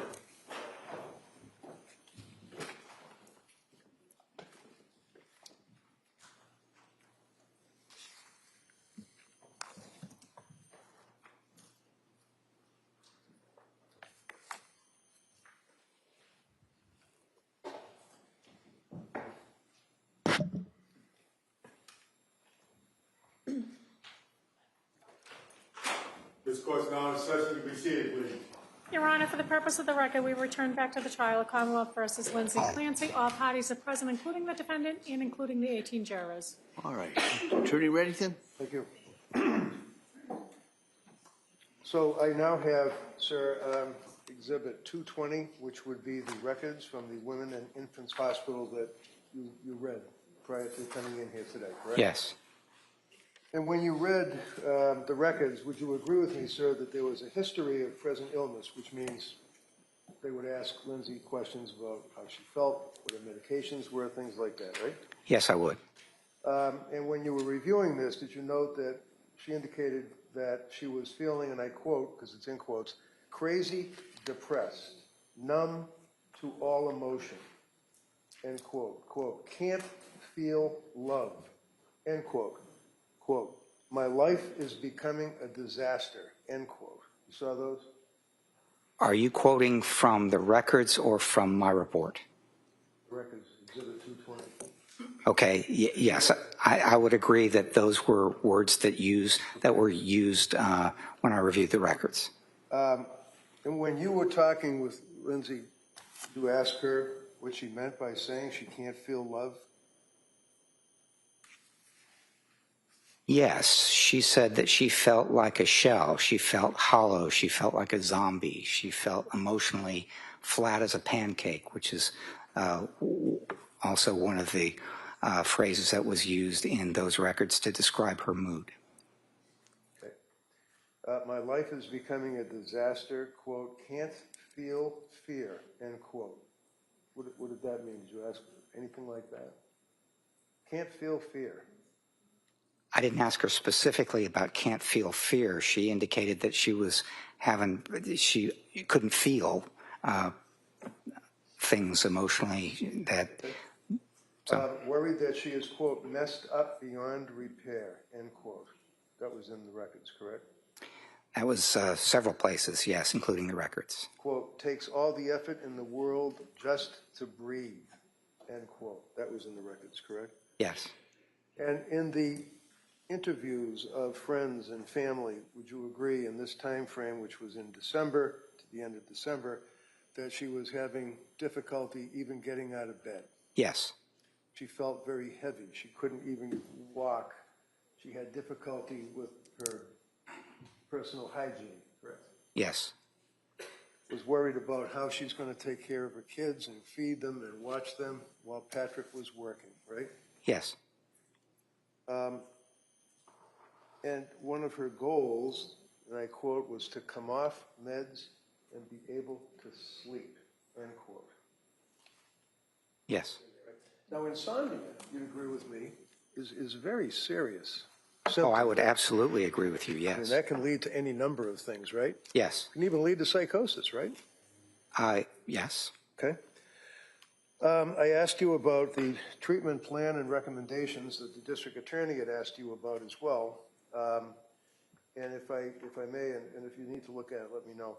It says treatment plan, admit to DHP. Do you know what DHP is? No. Okay. Medication recommended tapering off Seroquel, starting with 200 milligrams tonight and follow up with outpatient provider. That would be who, Gelada? At the time, it could have been Gelada or Tufts. And then indicating, sir, that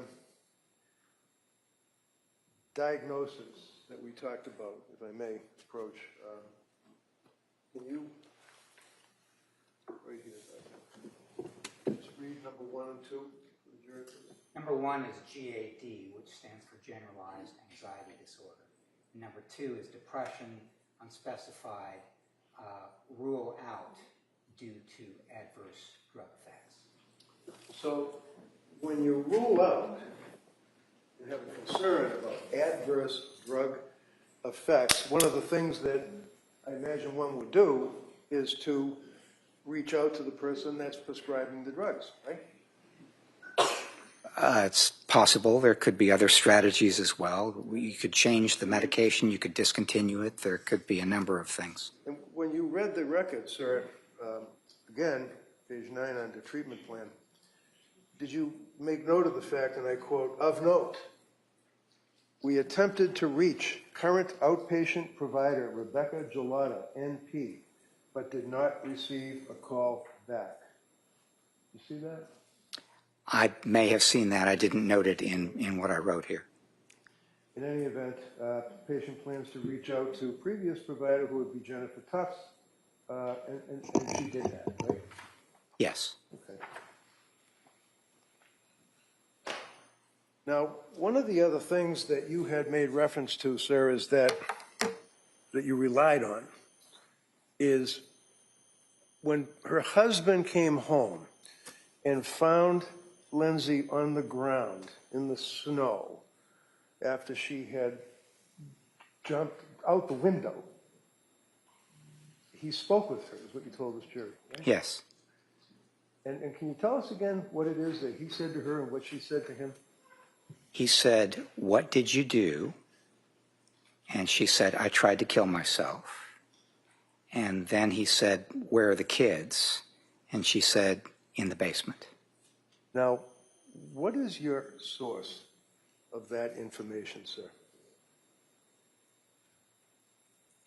It was in the records, and I also did a collateral interview with Patrick Clancy. Did you listen to the 911 tape? No, I did not. If I tell you, would you be surprised, sir, that she had significant damage, not only to her back, her spine, and was hemorrhaging, but also to her throat?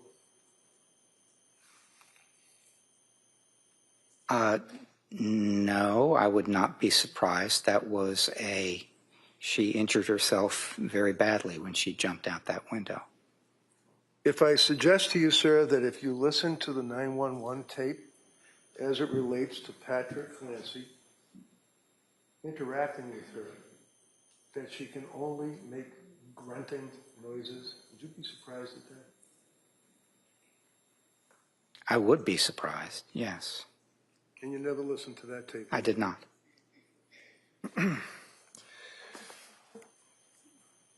Went into McLean Hospital, and that would be the locked wards of McLean Hospital. She was there for 5 days, correct? That's correct. And then she was released at her request to attend Cora's birthday, right? Yes.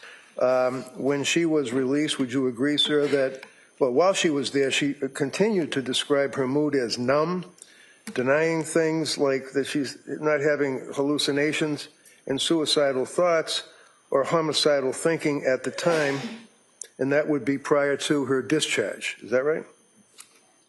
There was a lot in that question, so if you could break it down for me, I'd appreciate it. No, I'm just going to ask, sir, if would you agree with me that she indicated what her mood was prior to discharge, right?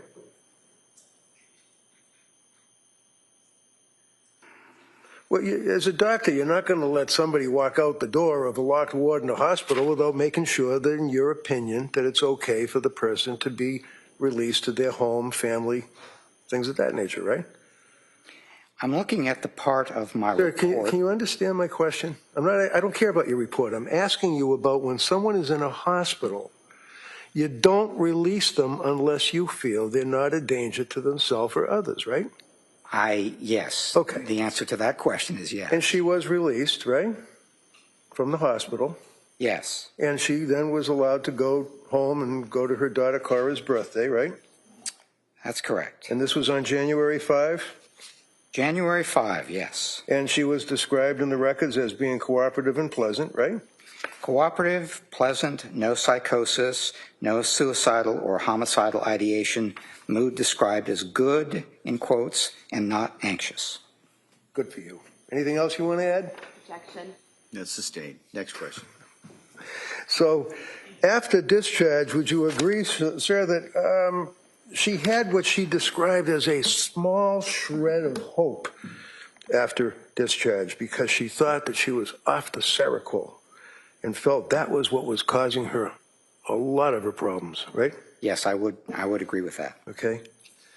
But the intrusive, suicidal ideation and thoughts returned. Isn't that right? Within a week, yes. And they were pretty bad, weren't they? Yes, they were. And again, she's describing, according to your testimony yesterday, symptomology that you said I've combined 2 and 3. That would be on the little diagram you put up on the board, right, for the jurors to look at, the blue thing that you had with the 1, 2, 3, 4, 5, 6, 7? The PowerPoint slide, yes. Right. So you combined 2 and 3 on the slide, but you talked about this before, is what you indicate, and this is after she started taking the medication. Anxiety didn't get better. She had difficulty, great difficulty with insomnia, and that she was numb, right? Yet again, Yes, right? correct. And a zombie, yet again, right? Yes. And she didn't see any improvement. Is that right, sir? No, that's not right. Okay, well, quote, in fact, she thought it was getting a lot worse. And so basically what she thought is that the symptoms that she was experiencing following taking the medications prescribed beginning in October, she said the symptoms were getting worse, particularly new symptoms, which were insomnia. It's page 126 of your testimony. Okay. Yes, okay. All right. I misunderstood your question. That's all right, no problem. Sorry. That's okay. And then you further indicated that moving on to number 5 on your chart, one of the things she also said is that she was focusing on making the anxiety, helping the anxiety getting better through medication, right? Yes. It was also counseling. She went to counseling through Latasha Dukes. Miss Gelada was still treating her, correct? The counseling was limited, but yes, that is correct. She was involved in some counseling. So it was limited. Is that a bad thing? Did this woman not want to go to anybody that would help her, sir? Are you trying to tell the jury that she was avoiding help? Sustained. Next question. So it was limited? How was it limited? It was short-term and supportive as opposed to something where in the field you might pick a cognitive behavioral therapist, which is empirically supported for things like anxiety and depression and patience and things like that. Who makes that decision? Does a person like this make that decision, sir? Is it up to the patient to make a decision of cognitive, whatever it is you just said? Yes, it's certainly one of the things that an individual can do is looking for a referral from somebody who would be a cognitive behavior therapist or something like that. So yes. Go ahead. I don't want to cut you off. I'm All finished. set? I'm finished. She was focusing on trying to make this anxiety and make her feelings about her feelings go away. She wanted to be herself again, right? Yes, that's right. Now, there's nothing wrong with that, right? For a person to want to do that? Not at all. Okay. You indicated that she was concerned about resolving her problems, and the district attorney then asked you about if this is some type of her taking control of her life. You indicated that she is trying to take control of her life. Remember that?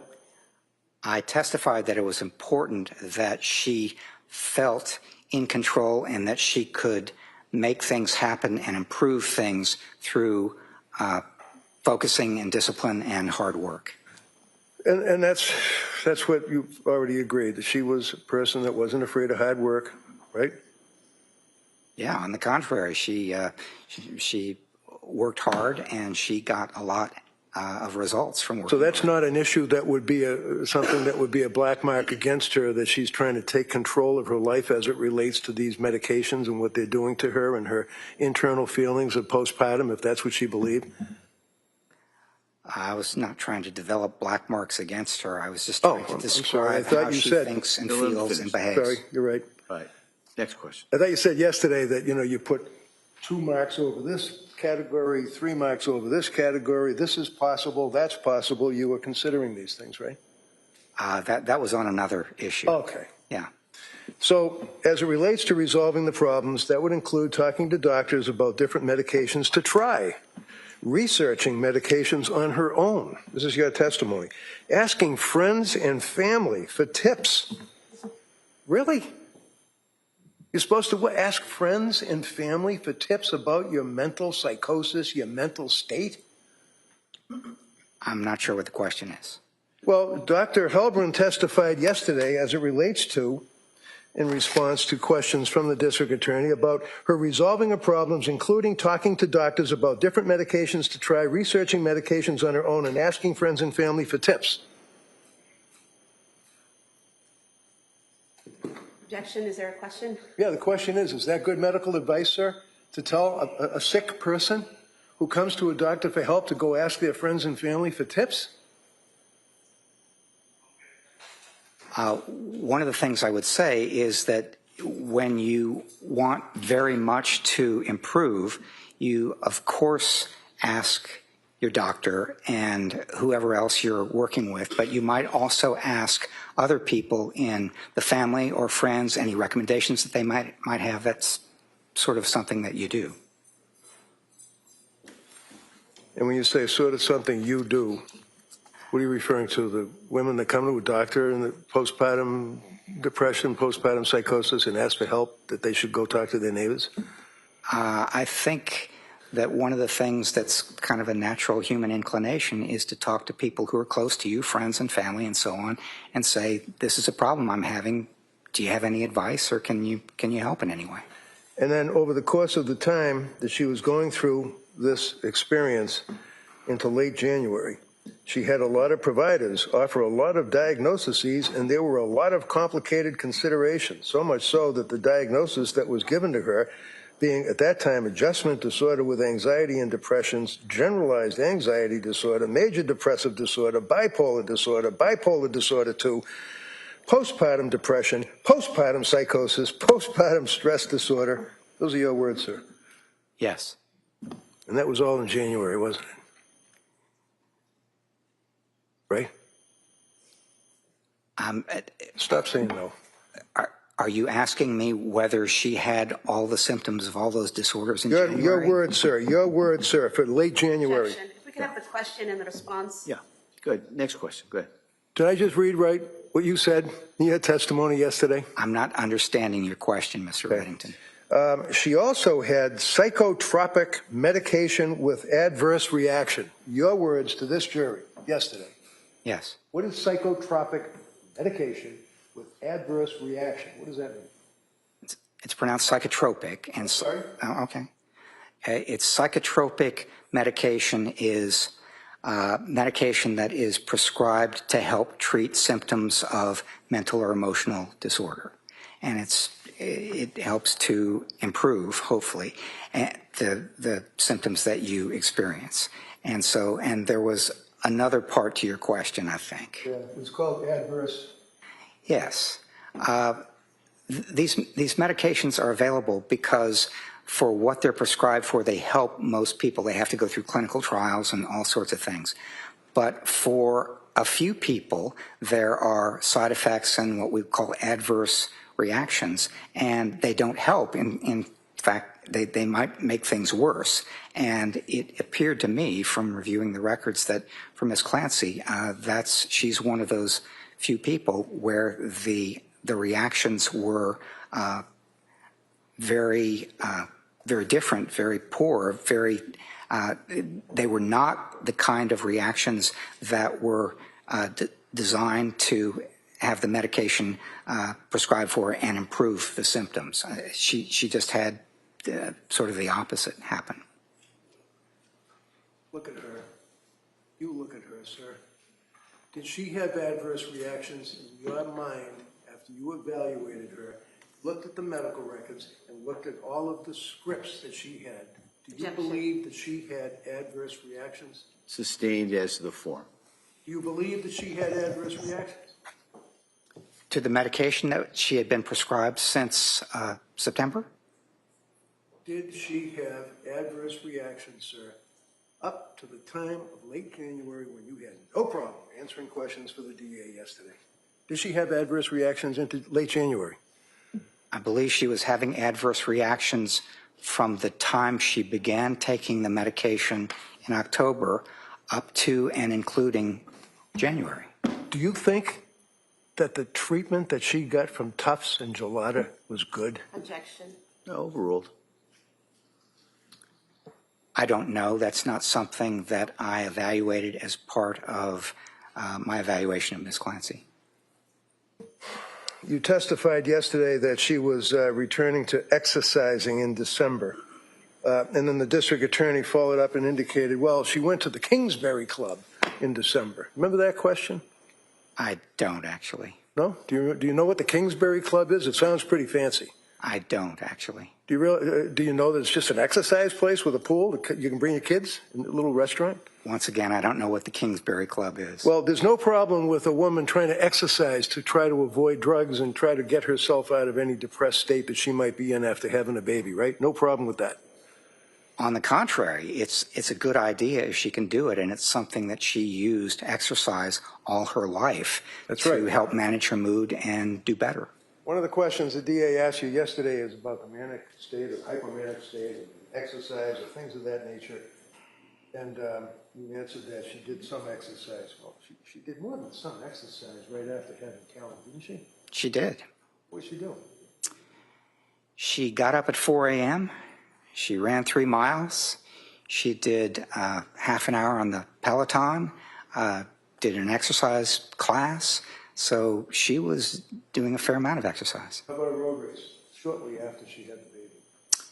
Yes, it's my understanding that she did that too, yes. During that period of time while she's exercising and running and road races and all the rest, sir, would you agree, sir, that that coincided with the same time that they were involved with the cleaning out of the garage and removing property and selling things? Would you agree with that? Yes. Would you agree that at the same time she was doing the beach blanket bingo or whatever it is on television where she's selling people things like videos and lost money doing it? Would I agree what? Would you agree that she was selling videos online and it turned out that it was a scam and she lost her money? I would agree that she was involved in something like that. I didn't know that she lost her money. Okay, so we have the exercise, we have the scam, we have the hypo cleaning, all of that. Would you agree that that is just a little bit indicative of what you said to this jury that you were struggling over, trying to find mania, manic, hypomania? Agree with that? I would agree that those could be symptoms of a manic episode, which I was having a hard time identifying as she was clearly experiencing something like that. But I did end up with a diagnosis of bipolar 2, and that reflected my thinking that some of those things that Mr. Reddington has just described could be symptoms of a manic disorder, although less serious than a bipolar 1 diagnosis. Okay. District Attorney asked you about anxiety that you felt that she was suffering. Your answer was, well, if it works. Objection. Will you approach sidebar? Sure. Yeah, Counsel.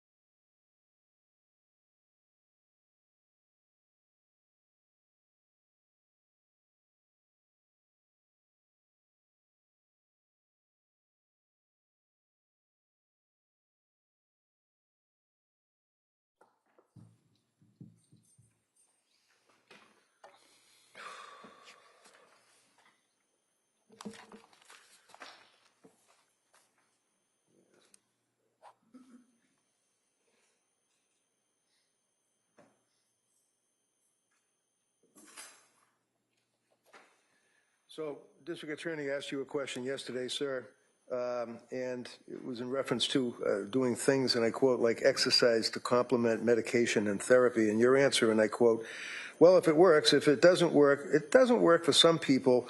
It and the use effectively over the course of their lives, particularly if they have anxiety that might not fully need treatment, but it's something that might interfere your life a little bit. What did you mean by that? I mean that exercise is something that isn't useful for managing anxiety for some people, but for other people it's quite useful. Okay. In reference to determination as to a manic episode.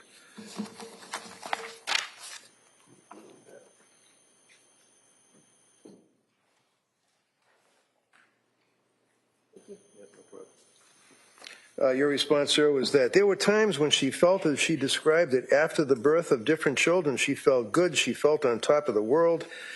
She felt really close to them, her husband and her kids and so on, but it's also something that it didn't look like a manic episode, so much that it looked like she was feeling good and getting back into exercise and stuff. Yes. That was your answer yesterday. Is that in reference to the struggle that you had to try to get to a manic episode? That's what you said yesterday, right? Yes. Okay. And the answer is yes?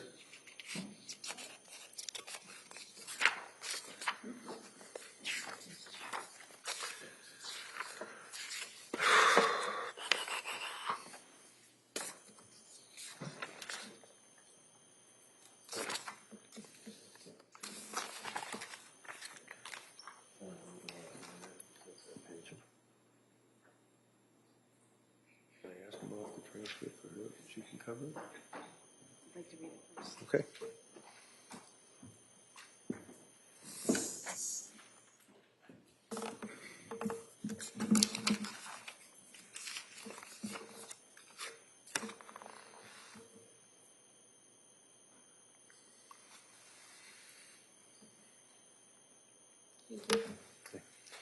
When you were talking with her in Tewksbury, either you or the other guy in the hospital, interviewing her one of those 3 days. yes. Let me back up. Would you agree with me, sir, that if a person has a memory while they're in a psychosis, that it's very possible that they could be imagining that they did something, but in fact, the facts, objective facts, would show she didn't?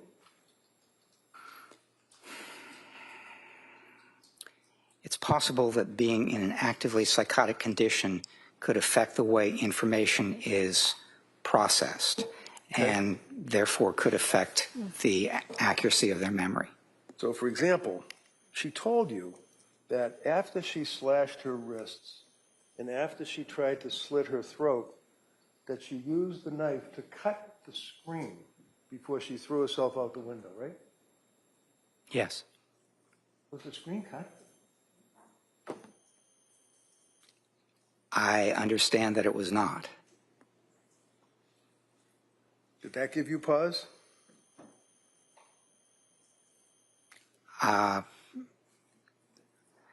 There are a number of things that I don't think are all that important in terms of memory difficulties and accuracy of memory, and that was one of them. Do you recall this morning indicating that you recounted that Lindsay told you that she felt, quote, like it wasn't her, end quote, as though she were watching herself commit the killings, and that she was simply responding to the voice rather than consciously deciding what to do. Do you remember saying that this morning? I do, yes. Would you agree that that description is consistent, almost black-letter definition with profound disassociation? My testimony was... No. Is that, sir, consistent with profound disassociation? No, it is consistent. So the answer is no. The answer is no? Well, I was about to give the rest I'm sure of the you answer. were, but the answer is no, is what you're saying, right? I just read to you what you testified to this jury this morning, right? Did I? You used... Hello, did I read what your words were this morning? I don't remember exactly what my words were this morning. If Dr. Heilbrun told this jury that when Lindsay was talking to you and or Mac, in the hospital, she felt, and I quote, like it wasn't her, as though she were watching herself commit the killings, and that she was simply responding to the voice rather than consciously deciding what to do, end quote. Question is, would you agree, sir, that watching oneself is consistent with disassociation? Disassociation that is peritraumatic, which is what I testified. So the answer is yes? Well, you said profound dissociation, so the answer was no. Last time I knocked out profound. I'm just asking. Oh, yeah. Okay. With disassociation. It is consistent with peritraumatic dissociation. Okay. Yes. And briefly, what is disassociation?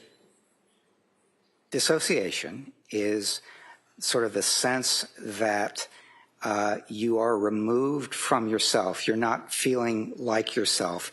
It's something like you're in a position where your sense of time and your sense of self are altered, and it's also the sort of thing where you don't feel as if it's you anymore. Sometimes you feel as though you're watching a body that's you, but it's not really you. And at disassociation, you'd agree, in the DSM, using that book, is in fact defined as an altered mental state. Is that correct? Yes. Okay. And would you agree with me that in your evaluations of Lindsay, after you guys had the chance to speak to her and consider all of the documentation, your opinion ended up, using your words, being in your mind two possible explanations? We talked about that, right? Yes, we did. Okay. And then you indicated that there were some possible things that made me believe that there was severe mental illness involved, right? Yes, there were. And there was severe mental illness involved, right? There were some possible things that made me think that it might have been a psychotic episode. Right, but there were severe mental illnesses involved here, right? Yes, there were. Okay.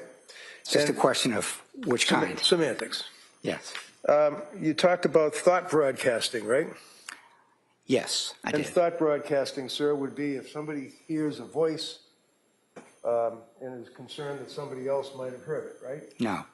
Okay, Thought broadcasting. That's what thought broadcasting is. Are you aware that Lindsay Clancy indicated to anybody that she was hearing or having these intrusive thoughts in her mind? Yes or no?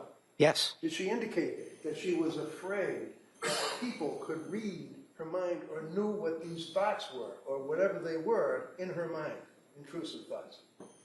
She was afraid of that, and so one of the reasons that I asked her about the difference between hallucinations. All right, hold on, please. I can't be more The clear, question, Judge. all right? And then if the Commonwealth wants to follow up, they'll be able to do that. All right. Go ahead. Did she, according to Dr. Heilbrun's review, all the information in all the hours of talking, Yes. determine that she was afraid that people could read her thoughts or knew what her intrusive dark thoughts were? Yes. Who did she say that to? Not just who? Well, she said it to me. Okay. She said it to Put Dr. you Mack. aside. Yeah, I'm sure she said it to Mac too. Put you guys aside. Who else, like people, normal people, did she say that to? Not that you're not normal, but I mean people like friends or family or citizens or whatever. I believe she said it to Patrick, Okay. and she may have said it to others as well. She may have said it to others as well. I don't remember who else she said it to, but she said it to Patrick. Well, how can you come in here and testify about a young lady that is saying to people that she's having thoughts that are intrusive and dark and that she's worried that other people are reading her mind and know about it, and you don't even know who she said it to? No, overruled.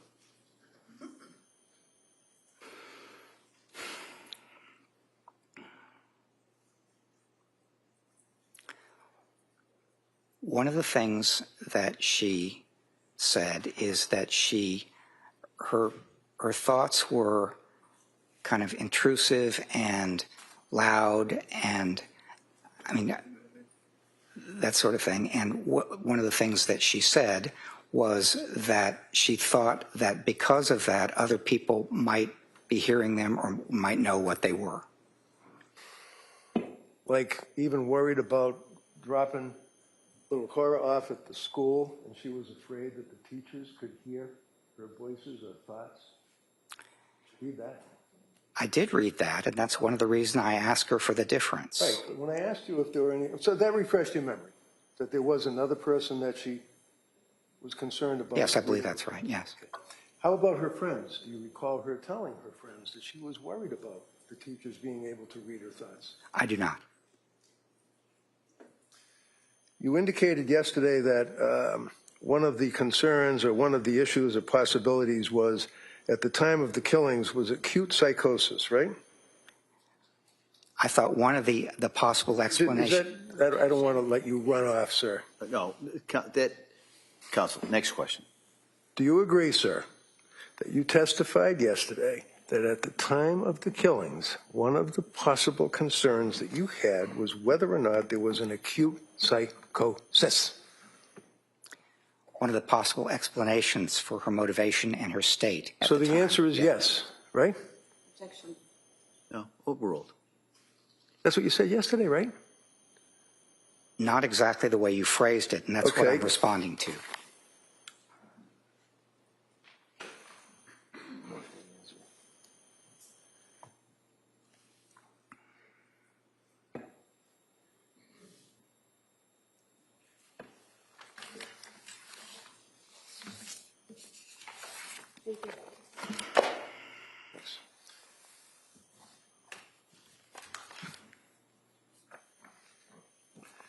Yesterday, sir, you were asked, the next part of the evidence or what you saw against acute psychosis, and you referenced this discussion of whether this was postpartum. So let's stop there for a minute. Again, you know that postpartum is not a diagnosis, right? I do know that, yes. Okay. But the reason that it was not, as you put it, postpartum, is because she was about 8 months away from having given birth to Calvin, right? Yes. And most of the explanations from the authorities, like DSM-5, would point to maybe 1 month after birth, or maybe give a little bit, maybe 2 months after birth, or something like that. That's what you said yesterday. Yes. And what's that based on in Dr. Heilbrun's mind? What's that cut off about? 1 month, maybe 2? It's based on what DSM-5 says, or the Cleveland Clinic actually said 6 to 8 weeks, if you look at their website. So it's based on accepted authority within the field. Is it World Health Organization accepted authority in the field? It's one accepted authority, yes. Okay, and what do they say? I don't know what they say. Right, would you be surprised if I told you they say up to a year that a woman can be experiencing postpartum psychosis or postpartum depression? Up to a year or even longer? There are different kinds of outcomes and time periods that different organizations use. I'm not asking about outcomes and time periods. I'm asking about the World Health Organization cutoff for a woman with postpartum depression or psychosis. What's the time frame? Well, I don't know.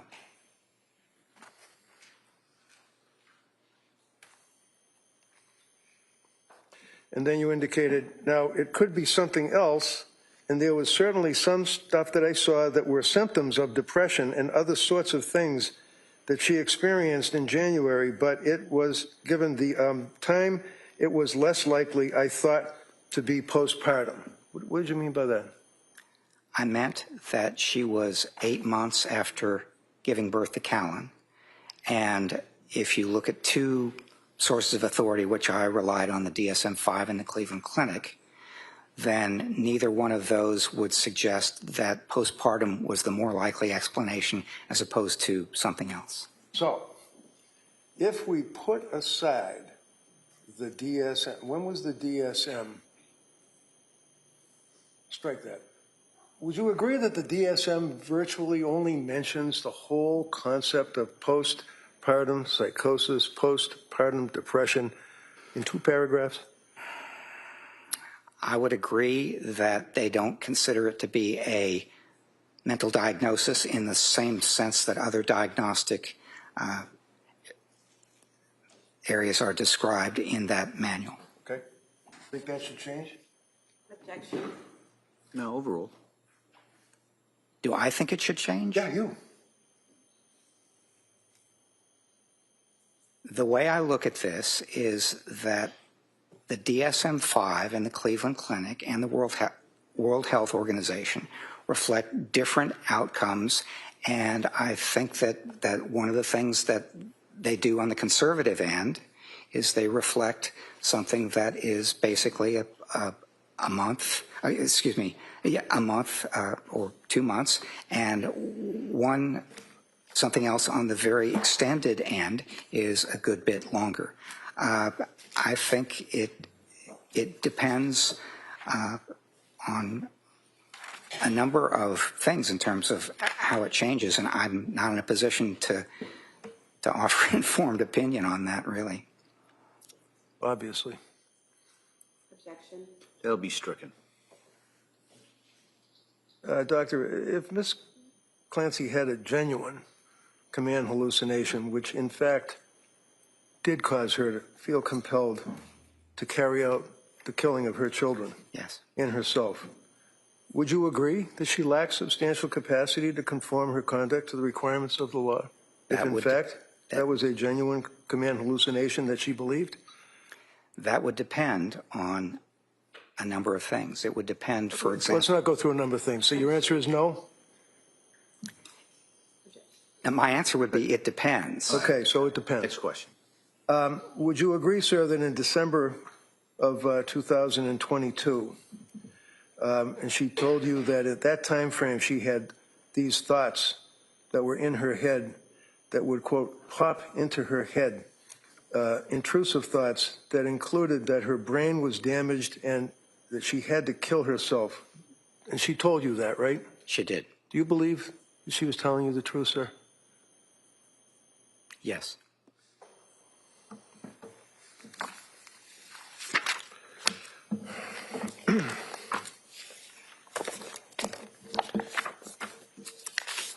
I stand corrected in one regard, sir. This morning I started off my questions by asking you about 49 years ago when you published an article on postpartum psychosis, and you agreed. You were in college or something. But in fact, it was not postpartum psychosis. It was about schizophrenia, wasn't it? I'd have to think back 49 years, but I think that's right, yes. Transcripts of interviews with 32 schizophrenic patients, 15 male, 17 female, all with primary or secondary paranoid symptomology, were edited only to delusion-relevant material. Does that refresh your memory, sir? It does. Okay, so it wasn't postpartum psychosis. You've never written about postpartum psychosis, right? That's right. Okay. So, finally, sir, would you agree, and if you don't, just say, no, I don't agree. Postpartum depression. Are there tests that can be administered to? I'm not talking about a guy who's upset about his job. I'm talking about a woman who's just had a baby, who's going through the postpartum period, exhibiting signs of depression and or psychosis, okay? Yes. All right. Would you agree with me? A person can complain that they're less able to laugh or see the funny side of their life. Is that a symptom, sir, if you know? Are you asking me if that's a symptom of postpartum depression specifically or depression more generally? Oh, no, I'm asking you about postpartum depression, sir. That's what I'm talking about right now. All right. Okay? Do you agree that a patient would complain that they're less able to laugh and see the funny side of life? That's a symptom of depression. All right, you're going to tell me it's a symptom of depression be constantly. My question is, do you agree that it's a symptom of postpartum depression? Yes. Okay. Not looking forward to things. And let me just say... Oh, no, I don't want to let you do anything. Can you just tell me if stopping looking forward to things is a complaint that is common to postpartum depression? Yes. Anxious and worried for no good reason? Yes. And Lindsay complained of anxiety and being worried for no good reason constantly, right? Yes. She blamed herself for a lot of things in her life. Isn't that right?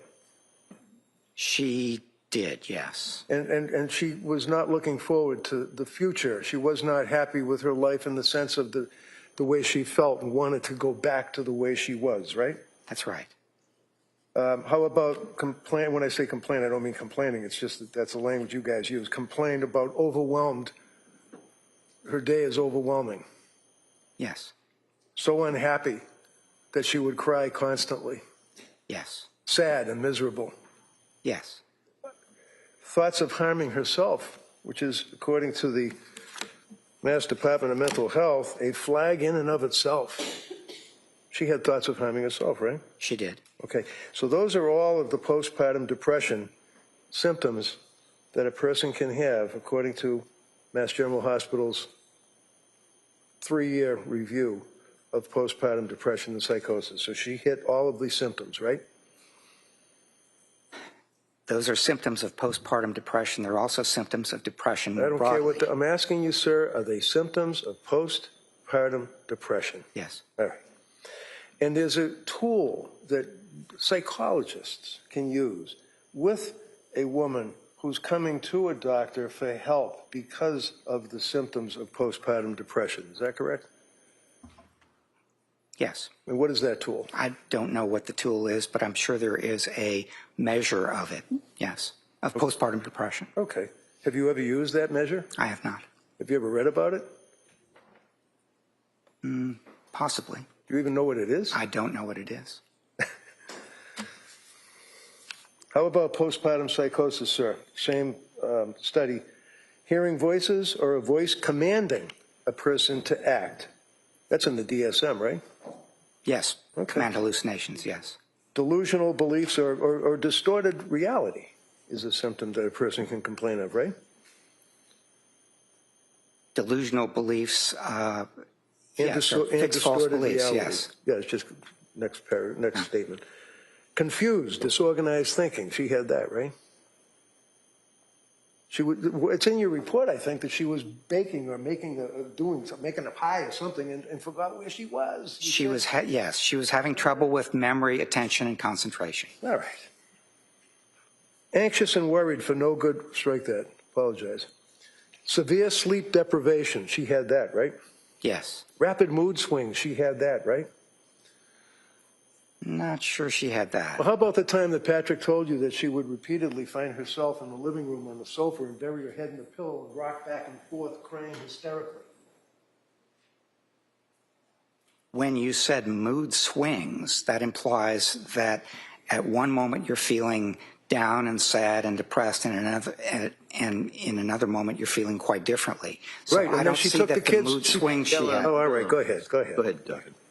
Yeah, I don't see that she was experiencing mood swings so much as she was experiencing symptoms of sadness and feeling down and lack of motivation, which are symptoms of depression. What is akathisia? A-K-A-S-T-H-E-S-I-A, I believe. Yeah, I'd have to look that one up. Oh, okay. Feeling overwhelmed. She felt overwhelmed? She did, yes. Not herself, family seeing the change? Obviously, right? Repeat the question, please. Yeah, not herself, semicolon, family seeing the change. Yes, correct. Right. Lord knows, I mean, the mother-in-law, the father-in-law, her mother, her father, her husband, neighbors, people could see the change in her, right? Yes, they could. Okay. Continuing on with postpartum psychosis. Not herself, thoughts of harming her children.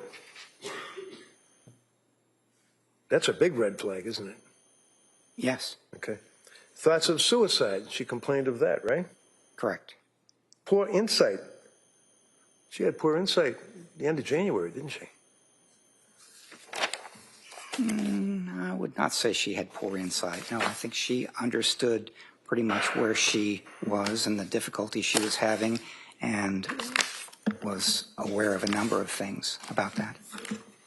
That's all I have, Your Honor. Thank you. Judy Sprague. Thank you, Your Honor. Doctor, those symptoms that Attorney Reddington just read you about postpartum depression. Are those also symptoms for general depression? They are symptoms for general depression. They are, to some extent, symptoms of major depression, which is a more extreme example, a more extreme version of general depression. And there are also symptoms of bipolar disorder and bipolar 2. And I thought at the end of this evaluation that her correct diagnosis was bipolar 2. And why was that? One of the reasons, as I testified yesterday, is that she has been in Tewksbury for 3.5 years, and that is her diagnosis of record, bipolar disorder. But what that indicates to me is that having had the chance to see her, prescribe medications, and do a number of things, that they really think that she has a mood disorder of a fluctuating kind, a bipolar sort, as opposed to a major depression or some other kind of disorder. Now, you were asked by defense counsel about the fact that you interviewed Ms. Clancy a little over 3 years after she killed her children. And your testimony was it's better to interview the person as soon as possible, right? Correct. But you were able to watch Dr. Resnick's interview of the defendant about 3.5 months after the incident happened, correct? Yes. And you were able to review all of her records leading up to when she killed the children and then after she killed the children all the way up to present day, correct? Yes. Is that something that you typically have when you do these forensic reviews, that much information, medical history and information on a patient? I had more records information in this case than I have ever had in my career. And so, also, were you aware that you weren't allowed to interview the defendant until the court gave permission? I really wasn't. I didn't know how the process worked. But as soon as you were informed that you could meet with the defendant, you did, correct? Yes. And the fact that you had all of these resources, the records, the prior interviews, the recorded interviews of witnesses, the criminal file, the collateral interviews that you did that in any way aid you in overcoming whatever deficits you might have had in interviewing her 3 years later? It did, yes. And how so?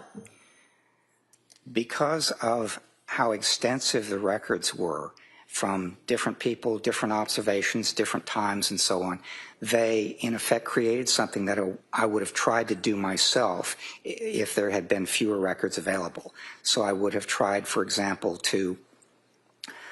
Well, I'm going to object to what he would have done. No, overruled. I would have tried to conduct a number of collateral interviews. I would have tried to go out and get some of the records myself if they'd not been available and provided to me. Usually I have to work a lot harder to get 10% of the records that I had in this case. And you were provided with her complete psychiatric history from September through present day, correct? I was. Now, you were asked about being retained by our office and speaking to the prosecutors in the case. Did anyone from my office or myself or Ms. Buckingham ever tell you what your decision or what your evaluation should say in this case? No. And did we ever put any pressure on you in any way, shape, or form to come out on what defense counsel calls our side? No. And he also asked you about your interview itself with the defendant. At any point in time, was your conversation with Ms. Clancy hostile or aggressive or rude in any way? No. Did she ever ask you to stop and say she couldn't do it any longer? She did not. In fact, she declined a break at one point in time, correct? For one of the days, yes. That was the third day. Prior to reading the records in this case, did you form an opinion as to what her criminal responsibility was? No. In fact, I worked very hard to avoid forming any kind of opinion until very late in the process when I'd had the chance to go through all the records, do the 3 days of evaluation, do the collateral interviews, and get everything I could have, because that's the kind of thing that helps you handle what's been referred to as confirmation bias, which is starting out with a good idea or a conclusion and then being drawn to the things that support that and avoiding the things that don't. Would an example of confirmation bias be giving a press conference in which you diagnose a patient before you even do an evaluation of that patient? And then finding that same diagnosis that you initially made? Well, an example of that would be saying before you had ever met with somebody that I have a diagnosis, and then meeting with them and then possibly resulting in your providing that diagnosis. So it could well be an influence of associated with confirmation bias. Now, you were asked about the defendant telling you that she didn't like to leave the children and how that was, how that impacted your evaluation of the defendant. And I think you were cut off on your answer. So if you could just tell us why, what you saw in terms of, or heard from the defendant in terms of her not wanting to leave her children and how that impacted or influenced your evaluation. That was an important consideration. Objection, it's not responsive. No, I'll go ahead. If you could answer. Yeah. That was an important consideration because one of the things that would go through your mind if you decided to take your own life would be something very important to you, like your children. And over a number of years and in a number of different... Sorry? This is way outside the scope of cross-examination. No, I would allow this. Go ahead. Proceed. Over a number of years and in a number of different contexts, she didn't like to leave the kids. So the question might be if you were possibly inclined to think about taking your own life, what would happen with the kids? And would they suffer without you? And could other people take care of them? And that turned out to be something that I thought was consistent with not wanting to leave your kids and not wanting them to suffer and so on. It all went together in how she thought about her own kids, felt about her own kids. You were also asked by defense counsel in cross-examination about the defendant's concerns about taking Zoloft while breastfeeding. Do you recall in your interview with the defendant when she mentioned that as a result of her practice in labor and delivery as a nurse, she was aware that millions of pregnant women and postpartum women took Zoloft with no problem? I do not recall that, no. But that would be in your interview if it happened? Yes. Now, defense counsel asked you about your answer from direct testimony about all of the prescriptions and the different doctors being confusing. But being confusing was your description of seeing all that information, not the defendant's description, correct? Yes, that's right. And could you explain that and how it was confusing in what way? She had a number of diagnoses that people assigned to her, a number of symptoms, and one of the things that she experienced is that people were saying that she had something pretty minor, adjustment disorder with anxiety or adjustment disorder with mild depression or things like that, all the way up to things that were really major and really severe, postpartum psychosis, that sort of thing. And there were a number of things in between. So she was not sure what they were saying, and she was not sure whether they were prescribing the right medication for her, and even if it was something that she experienced, whether she was reacting badly to that medication. So that's basically my understanding, that there were a lot of things that people said, mental health care providers. Some of them were pretty minor as far as what was wrong with her, and some of them were not minor. And in terms of the defendant being unsure about the effects the medication was having on her, she expressed a specific concern about Seroquel, correct? Yes. And What was her concern about Seroquel? It was giving her big problems with sleeping, and she thought that part of the numbness and not being able to feel and that sort of thing was associated with that medication as well. So she thought it was really affecting her badly. And after she went to McLean Hospital, she was no longer on any of those medications that she had been on from September through December, correct? Correct. And she had been weaned off the Seroquel in particular, correct? Yes.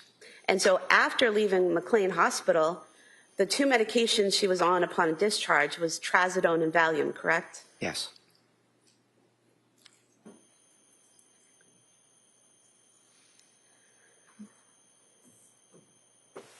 Now, you were asked about thought broadcasting and the defendant thinking that people could hear her thoughts. And you said there was some difference there between thought broadcasting and what the defendant explained to you was happening. Could you tell us what she said to you in your interview and how that impacted your evaluation? Yes, she said that they were thoughts. They were unwelcome and intrusive thoughts, but they were thoughts just like many people would have. And if they were particularly insistent, or they were particularly vivid thoughts, then you might think that, oh, people can pick this up from what I'm experiencing. But that is not a psychotic symptom, having vivid thoughts.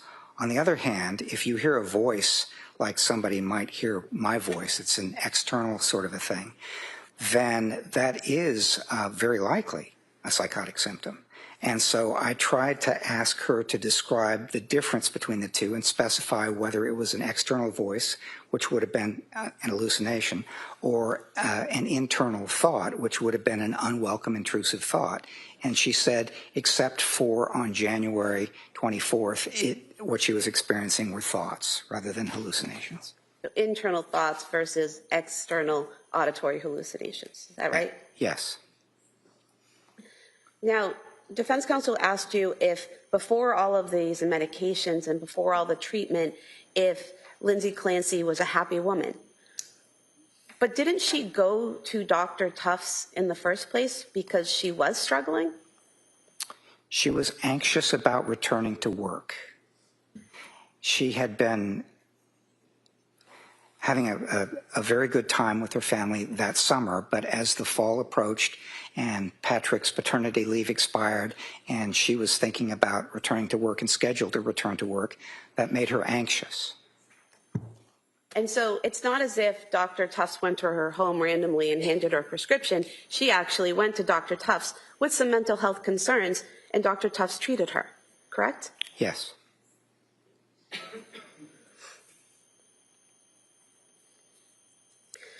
And from your review of the records and from everything that you've learned in this case, including your interviews with her, is it accurate that Ms. Clancy never told any of her providers, any of her medical providers, or any of the hospitals that she visited, that she had thoughts of harming her children? That is my recollection, that she did not share that information with any mental health providers. And in your review of the records for Dr. Tufts, nurse practitioner Delata, mental health workers Letitia Dukes, and also at McLean Hospital, isn't it true, isn't it accurate, that in all of those records, it indicates that the defendant denied suicidal ideation, denied homicidal ideation, denied auditory hallucinations, denied visual hallucinations, except for saying that she felt suicidal in December? Yes, that is accurate. And isn't it accurate that throughout those records, they all document, all those providers document that there are no signs or symptoms of psychosis that are either observable or that she reported? Yes, that is accurate.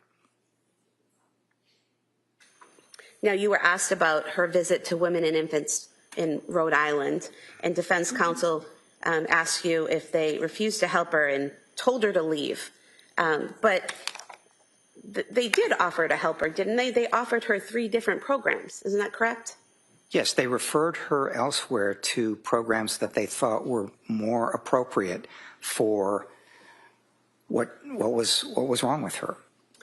And reading from page 9 of Exhibit 220 in the records, it states, currently she is complaining of insomnia and mental numbness, which she attributes to taking Seroquel. She desires to down titrate the Seroquel and work on getting better sleep. Because her symptoms occurred late in postpartum period and are not clearly related to perinatal factors, the patient was advised that the WIH-DHP, which would be the Women and Infants Hospital postpartum program, is not a suitable treatment facility for her. This was discussed with both patient and husband, and both are in agreement with this. Patient's husband feels strongly that patient has been over-medicated and misdiagnosed. Patient was offered several options for her, including inpatient treatment for medication management, a partial hospitalization program focused on general mental health, or continued outpatient management. Patient plans to follow up with her outpatient provider for guidance, correct? Yes. And so it was Patrick who said that she was over-medicated, correct? Well, he was one of the two of them who said that. She also thought that she was over-medicated. But the people at Women and Infants Hospital, the ones who are doing the evaluation, don't say in their diagnosis that she was over-medicated. They list adverse drug effects, correct? They listed rule out adverse drug effects. And what does it mean when they write in a diagnosis, rule out adverse drug effects? It means it's possible, but it has yet to be confirmed. And there's nowhere in the diagnosis any doctor or mental health professional saying that she was, in fact, over-medicated, correct? In the diagnosis portion here? Oh, of women and infants? Yes, I'm sorry, women and infants. Yes, I did not see anything like that. And is there a difference between being over-medicated and having adverse drug effects? Well, I think you're asking a medical question right now, and I'm a psychologist, not a medical professional, so I don't think I'm going to answer that. Okay. Now, in the diagnosis, you stated earlier that there was general anxiety disorder, correct?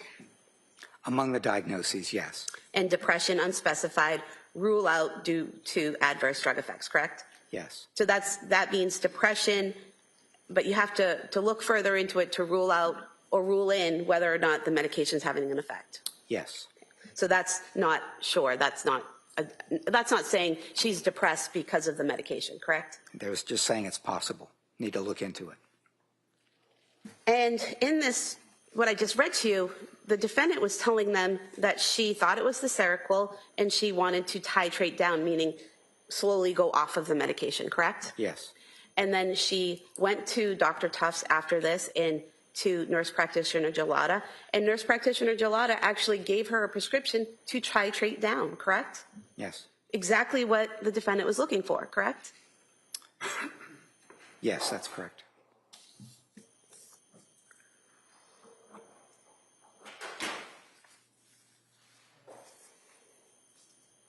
You were asked by defense counsel about the defendant getting worse and worse and worse. But was that between September and December, or was that in January? It didn't begin until October when she began taking the medication. And she seemed to get worse and worse into November and December. And then following her discharge from McLean on January 5th, she seemed to be somewhat improved in different ways, including her sleep was better and her mood was slightly better and things like that. So if I had to describe it, it was worse from October into November into December, and then somewhat better and somewhat improving in January. And you were asked by defense counsel about, you had mentioned cognitive behavioral therapy might be something that someone would look into, and he asked you if that was on the patient to do that, correct? Yes, I think that's right. Were you aware that there are searches on the defendant's cell phone where she looked up cognitive behavioral therapy or CBT therapy? Yes. And so she was actively engaging in her treatment and looking up that type of therapy, correct? That was one of a number of things that she was searching for information on and looking for, yes. And despite searching for information on it and looking for, she never made an appointment, to your knowledge, for that type of therapy? To my knowledge, she did not. You were asked about peritraumatic dissociation, about how a person feels outside of their body watching what they're doing. Did I describe that accurately? Yes. And in that scenario where someone might be experiencing that during a traumatic event, does that mean they're not in control of what they're doing? No, it doesn't mean that. It means it kind of influences their perception and their memory and so on, but it doesn't completely remove their self-control.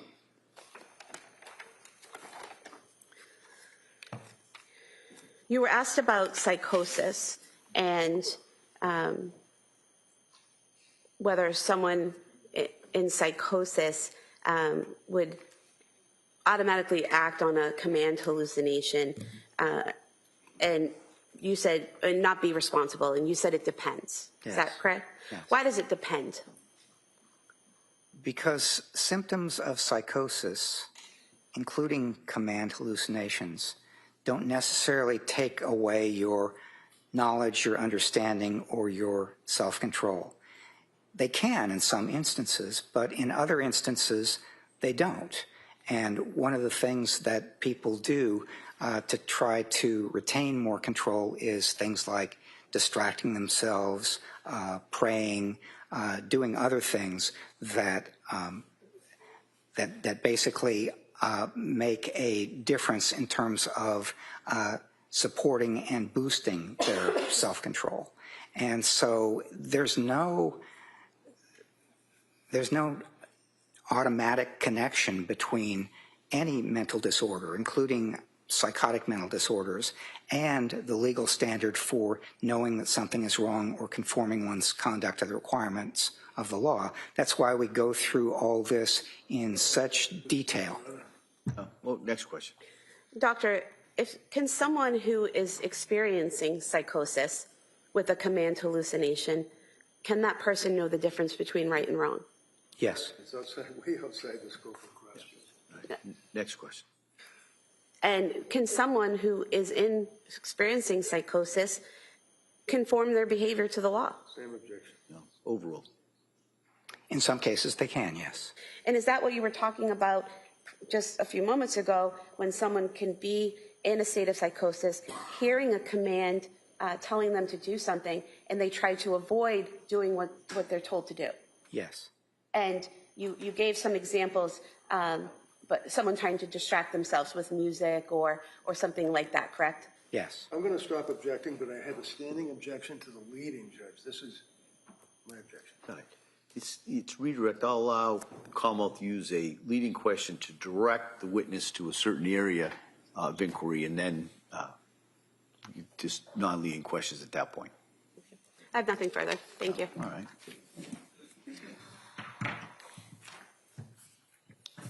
Couple of things. Sir, first of all,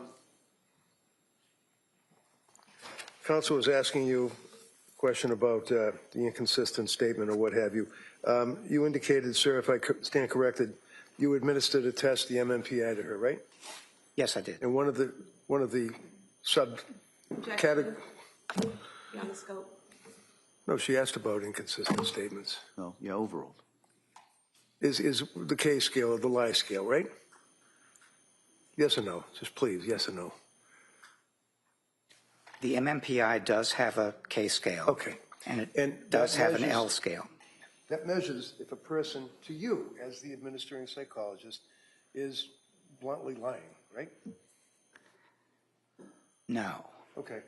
Does it also, in your testing, determine if the person is exaggerating their symptoms? Yes, it's Okay, much the answer is closer yes. to that. The answer is yes, thank you. And when you administered the test to Lindsay, close to 3 years later, you indicated that it was the fact that it was late that you administered the test. It was testing her at the time it was administered, right? That's right. And one of the things that, the results, by the way, if I understand, looking at your transcript of testimony, is regardless of all of your explanations about MMPI and the other psychological testing, she was not elevated on anything except for suicide scale, right? That's correct. Okay. So she wasn't, according to the testing you administered when you saw her with Mac, exaggerating, lying, malingering, anything like that, right? That's correct. Okay. And one of the things that you did in your report, sir, is regarding the lying or the malingering, is you made reference to, I believe, Dr. Resnick, Philip Resnick. You know him, right? I do. He's a significant authority in the field of filicide. Is that right? He is.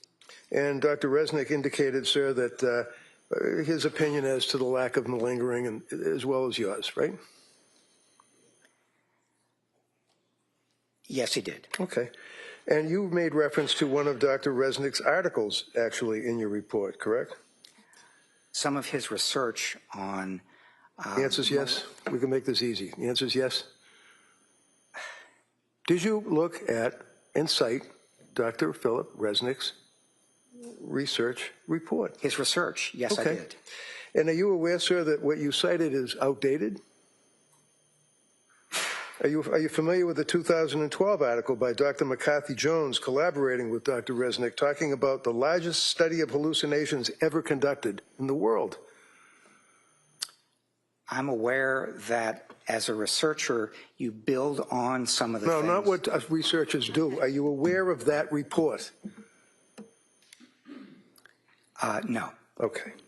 Are you aware, sir, that that study was after the report that you cited in your report, and it involved 191 individuals who were asked almost 400 questions about auditory hallucinations? You aware of that? No. And are you aware, sir, that in fact it was determined that auditory hallucinations can come from within and it can come from without in that report? You're not aware of that, right?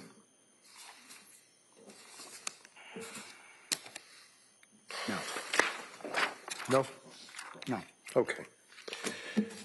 Only other thing, there's been a lot of talk about how you had to wait, took a while, you had to get court orders to visit with Lindsay to conduct your investigation, right? Yes. Okay. You're not suggesting or trying to leave with this jury that it was me or my office that interfered or impeded. I think the question was that you were unable to see her. I had nothing to do with that, right? Objection. Was sidebar? No. Yeah, go on.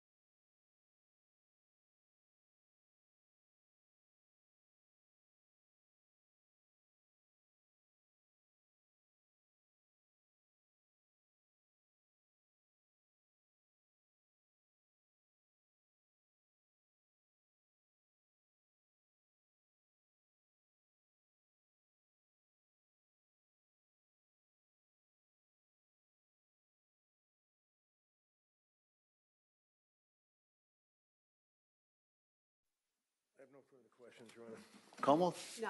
All right, thank you, Doctor. You may step down. Thank you. Thank you, Your Honor.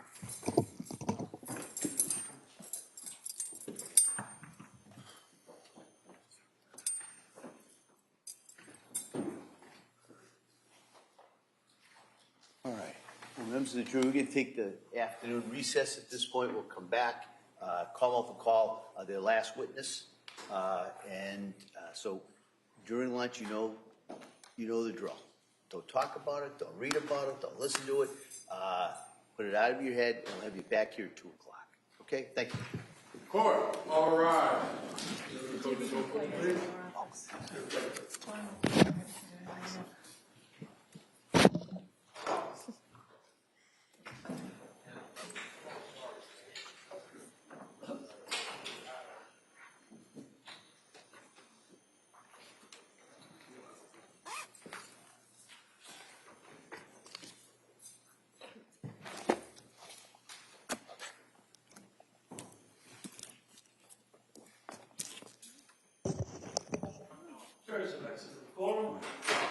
Anything we need to discuss before 2 o'clock? No, Your Honor. Counsel? Very good. All right. We'll see everybody at 2 o'clock. Thank you.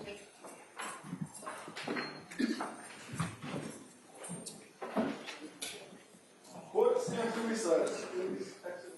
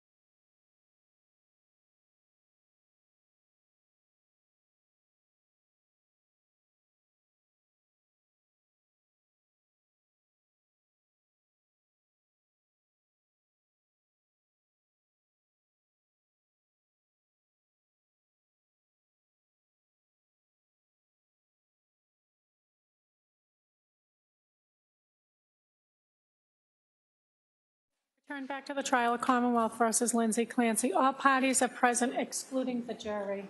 All right. Counsel, we all set for the jury? Yes. Yes, counsel? All right.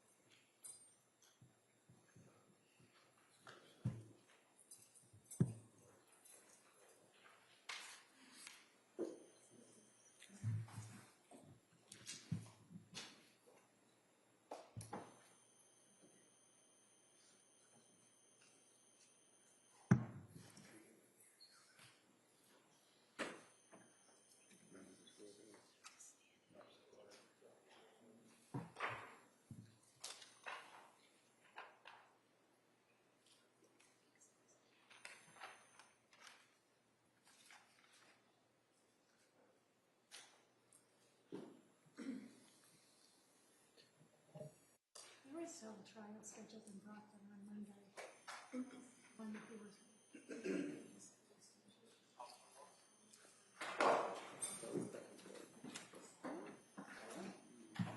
Court, all rise. Jurors entering.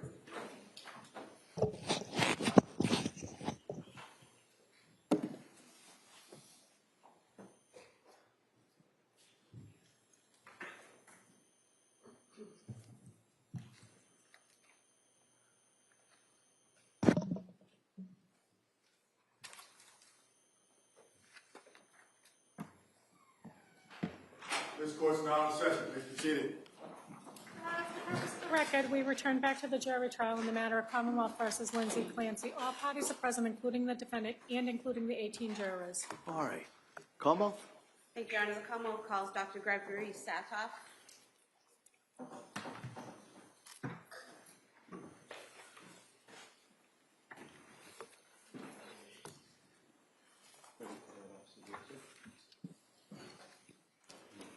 Good afternoon, sir. You stop right there. Raise your right hand to the clerk, please. Good afternoon. Do you solemnly swear that the testimony and the evidence you shall give to the court and the jury, the matter now pending between the Commonwealth and the defendant of the bar, shall be the truth, the whole truth, and nothing but the truth, so help you God? I do. Thank you. You may have a seat. Watch your step, please. All right. Good afternoon, doctor. Good afternoon. Hi.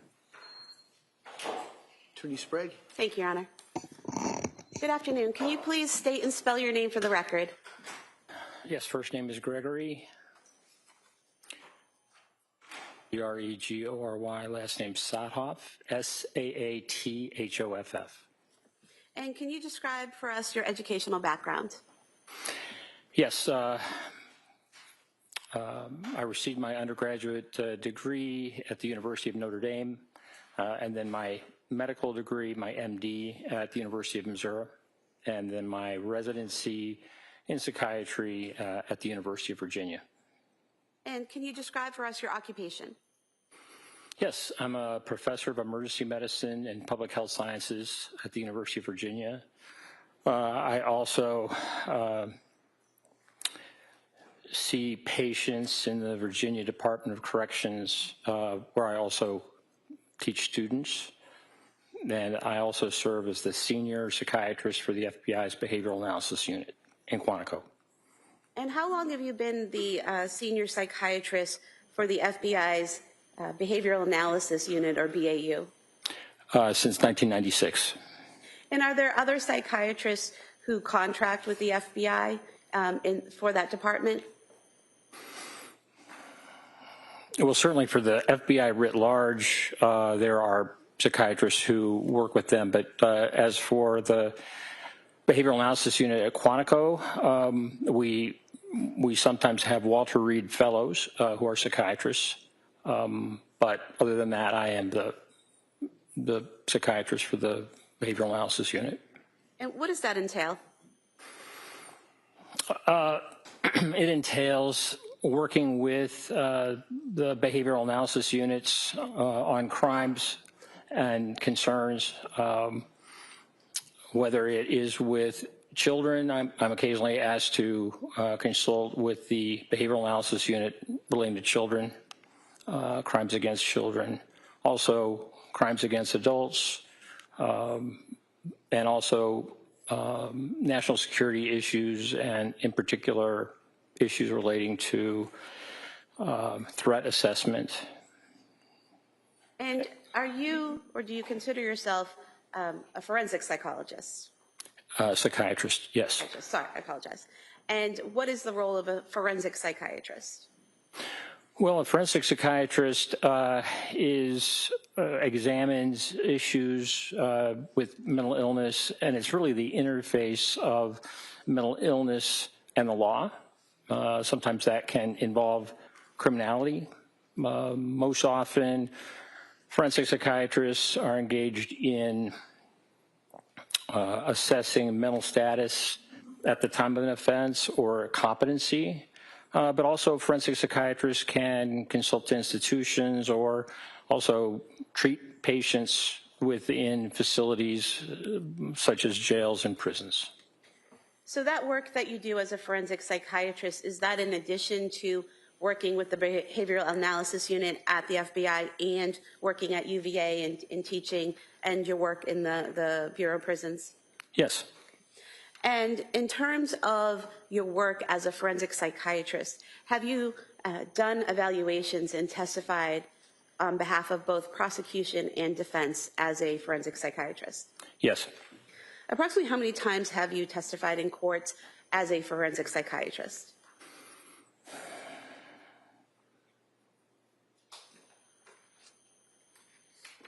Maybe 40 to 45 times, something like that. And are you board certified in forensic psychiatry? No. And why not? Well, when I finished my residency, I was interested in public psychiatry. And so I also was in the military. And so military psychiatry and public psychiatry in a teaching hospital was very important to me. As time went on, I was consulted by the FBI. They wanted to meet with me based upon a paper that I had published. And by the time I was more heavily involved in forensic psychiatry and particular assessment of individuals, by that point, the way to be board certified within forensic psychiatry would require a one-year fellowship. And at that point in my life, I just did not have the time to be able to devote to a one-year fellowship in addition to the other things that I was doing. So instead of the one-year fellowship, did you have more on-the-job training as a forensic psychiatrist? Yes. And as a forensic psychiatrist, have you evaluated subjects for things like competency and criminal responsibility? Yes, I have. And let me just say also, in addition to on-the-job experience, it's important to get teaching and training. And so I've taken advantage of courses within the Institute for Law, Psychiatry, and Public Policy at the University of Virginia, and other opportunities as well in terms of even taking a board review course that was very helpful and quite comprehensive. So you've had other training other than the fellowship in order to be a forensic psychiatrist? Yes.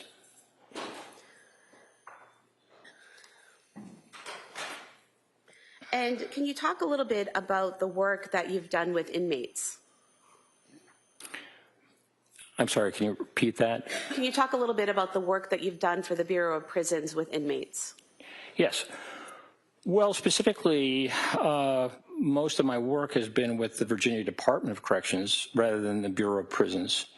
And since 1992, I guess, maybe 34 years, I have assessed and treated patients within the prison system, both men and women at men and women's facilities.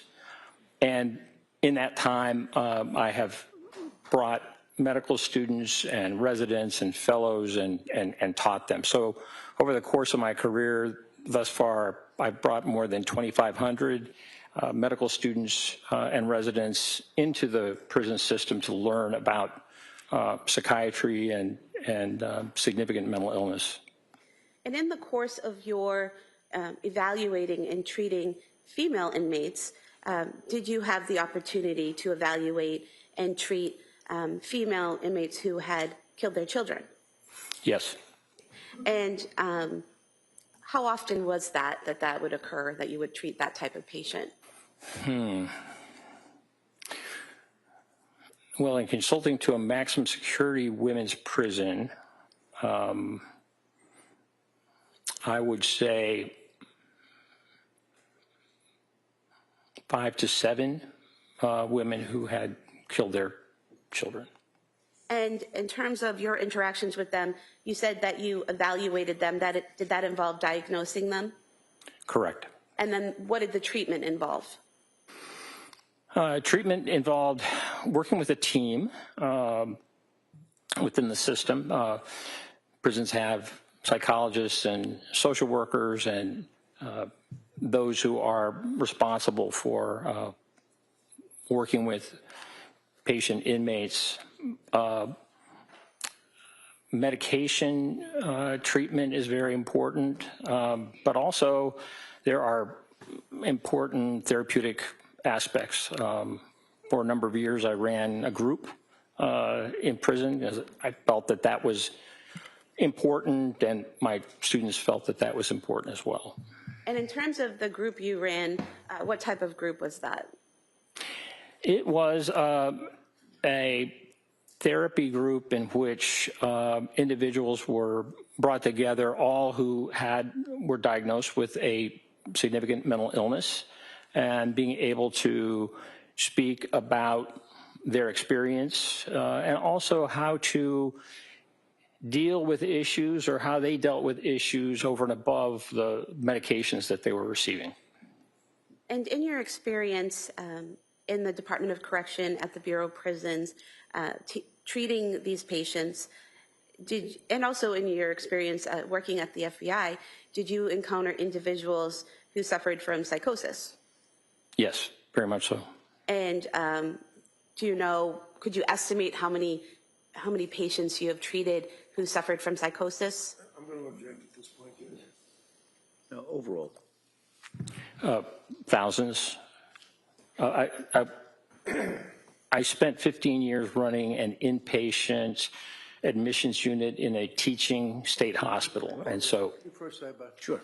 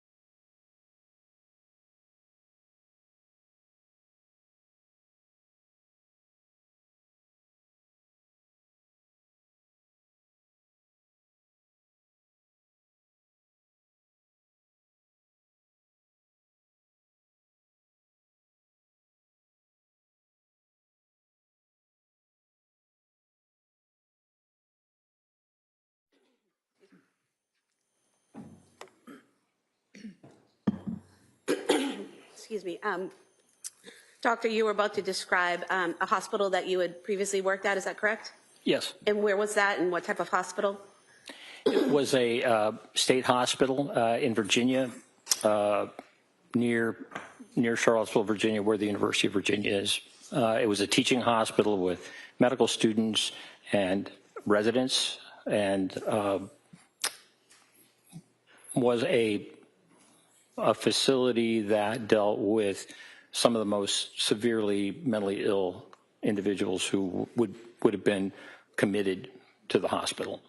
And how long were you at that hospital in that role? 15 years.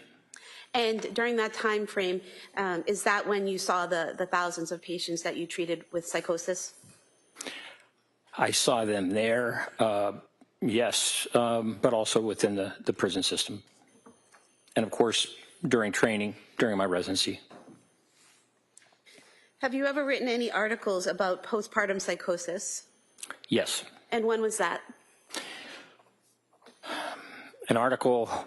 We published an article in 1987 relating to 2 cases of postpartum psychosis that I actually saw when I was an intern. One was my patient and one was one that I consulted on.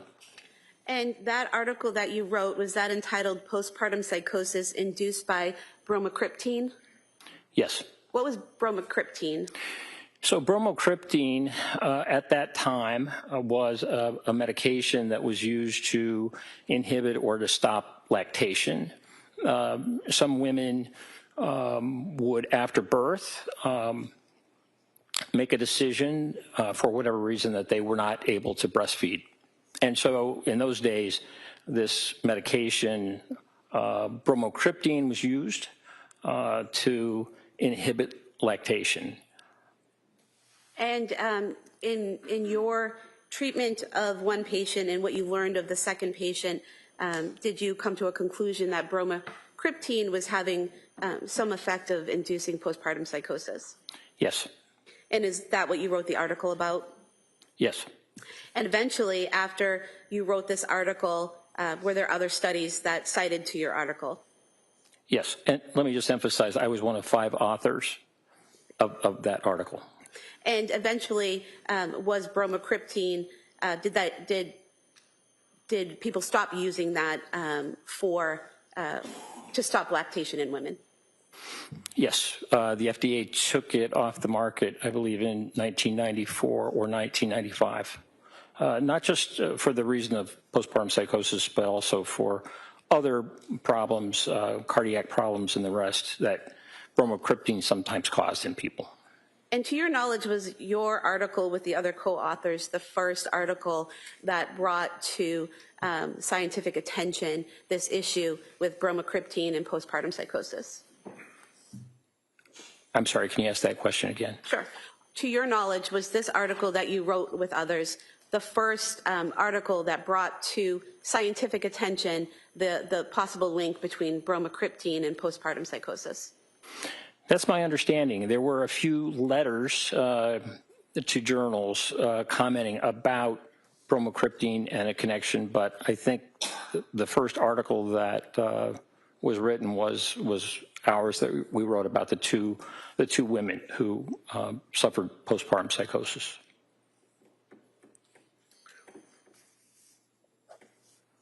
Now, you've mentioned your experience in diagnosing and treating psychosis. What is psychosis? Well, psychosis is, it can take a number of forms. I think we most often think about people who are psychotic as having hallucinations. And so we call those perceptual disturbances.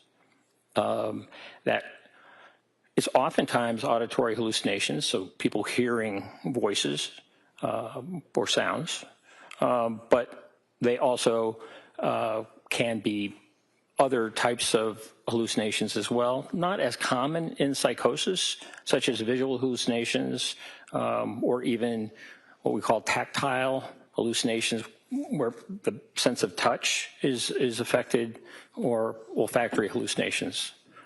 Most commonly, it is auditory hallucinations, though, if we're talking about those perceptual disturbances. Now, there are other areas that psychosis can show itself.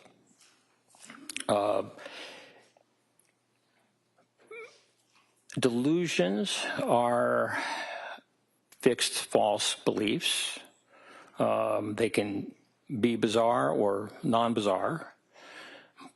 And sometimes people who have auditory hallucinations also have delusions. Sometimes you can have psychosis, or someone can be psychotic with just a delusion and no perceptual disturbance, no type of hallucination. And the third area is with regard to thought and how people communicate. So in that part of psychosis, when it demonstrates itself, is that people have a great difficulty communicating with even speech disorganization. They may engage in what we call neologisms, or making up words that have a specific meaning for them, but no one else. And the way that thought is translated either in writing or in speech, oftentimes people who are psychotic and also have a difficult time with stringing their words together, so what we would call looseness of associations. So really, there are three arenas that psychosis can show itself, maybe in all three: the perceptual disturbances, the delusions, but also the thought and related to thought and communication. But it's also possible to be psychotic and have just one of those three elements. And is psychosis its own mental illness or a symptom of mental illness? Psychosis is a symptom. And why is it a symptom of mental illness and not its own defined mental illness? Well, because there are many different possible causes of psychosis. Someone who has a serious medical problem, for example, can actually become psychotic. A brain tumor is one example in which those symptoms of psychosis show themselves. But there are other ways that people can experience psychosis. Some can be secondary to, say, drug abuse. There's certain drugs like cocaine or amphetamines or bath salts that can cause people to have the kind of perceptual disturbances or delusions or problems with communicating, that I talked about. So really, I think it's just important to know that that it is not a cause. It represents a significant finding or presentation. Schizophrenia is one diagnosis where we will see psychosis in a number of forms, but also someone who has a serious mood disorder or schizoaffective disorder or a brief psychosis. So there are many different roads that can lead to psychosis.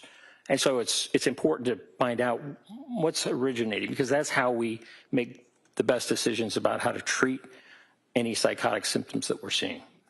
And doctor, the signs and symptoms of psychosis that are present, is that dependent on the underlying cause, the mental illness or whatever is causing the psychosis?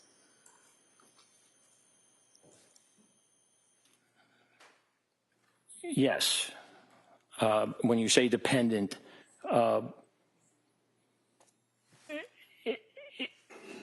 it just is clearly something that is a result of or a manifestation of the illness. For example, there are many different things that can cause a fever, right? And so while a fever is a symptom, it's a presentation that's very significant and can be very significant. What we need to do in medicine and psychiatry is find out, well, what is the cause? Because that is what's going to lead to the most appropriate treatment. So, for example, an analogy would be a bacterial infection can cause a fever. Bipolar disorder can cause psychosis. Correct. Now, you mentioned earlier serious mental illness. What is considered to be a serious mental illness? Well, serious mental illnesses affect a small portion of the population, a smaller portion, maybe 4%. So people who have schizophrenia have a serious mental illness. People who have bipolar 1, which is manic depressive illness, that is a serious mental illness. Schizoaffective disorder is also a serious mental illness. So while many people can have symptoms of mental illness and can benefit from treatment, either psychotherapy or medication or some kind of combination, there are some that are just really, really profound, and that's a much smaller percentage. And so serious mental illness, is that sometimes shortened to SMI? Yes. Now, is there something called any mental illness, AMI? Yes. And what would be in that category of any mental illness? So any mental illness would be certainly adjustment disorders or anxiety disorders, mild depression, depression without psychotic features, for example, PTSD, which can have significant symptoms, is also something that would go under the category of any mental illness. Now, were you asked to do a forensic evaluation of Lindsay Clancy? Yes. And you were asked to do that by the Plymouth County District Attorney's Office, correct? Correct. And did you receive direct payment from the Plymouth County District Attorney's Office for your evaluation? No. How did that payment plan, how did that work between the DA's office and your services? So I do my work in testimony and the like through the University of Virginia. So my department is the recipient of any funds that come from the work that I do. I get a salary from the university that is not dependent on the number of cases that I am involved with or whatever. So I don't receive payment myself. I see it as part of my job as a professor. And in terms of your work with the university, does the university have any impact or influence on what your evaluation is or what your conclusions are? No, not at all.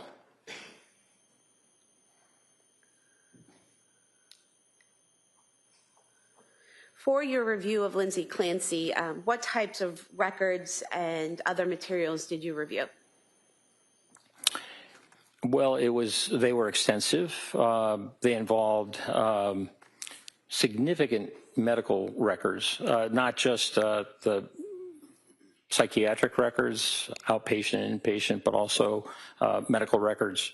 Certainly the hospital records from McLean, the hospital records from Tewksbury, but also emergency department visits at South Shore and Mass General Hospital.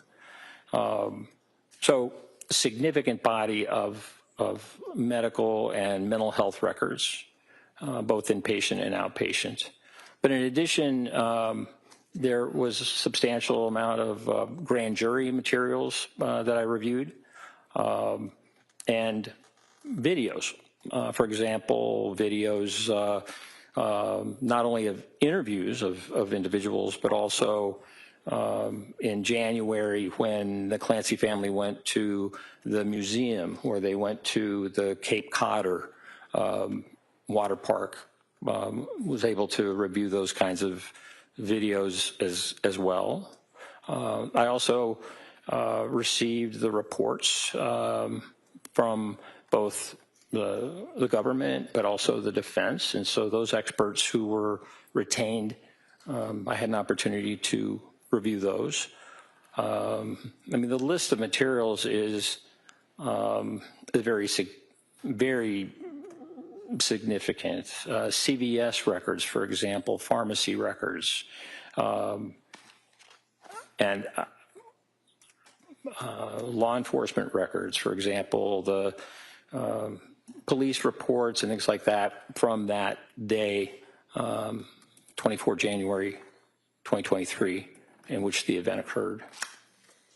And Doctor, is it typical for you to have such a breadth of records and information, both pre-killing and post-killing, when you do a forensic evaluation? No, I wouldn't say that's typical. Certainly for any evaluation, it's important to try and obtain as much information as possible. But in this case, I think the amount of information was truly significant. And you also interviewed the defendant, correct? Yes, I did. And how many times did you interview her, and for how long? I interviewed Ms. Clancy on 2 occasions. One was on the 29th of May of this year, and the other was the 4th of June. I believe on the 29th of May, I interviewed her for approximately 6.5 hours. And then the second time in June 4th, it was about 5 hours. And were those interviews in person or on Zoom?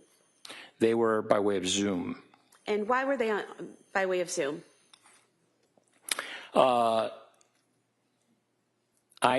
For personal reasons, I was unable to travel at that time, and so I requested the ability to have an interview by way of a Zoom video platform, and that was approved. And did you find that doing the interviews by Zoom inhibited your ability to evaluate Ms. Clancy in any way? Well, I think there are always limitations when one is not physically present, when one is seeing someone in a video setting. Sometimes it takes longer to be able to get information and establish rapport. Other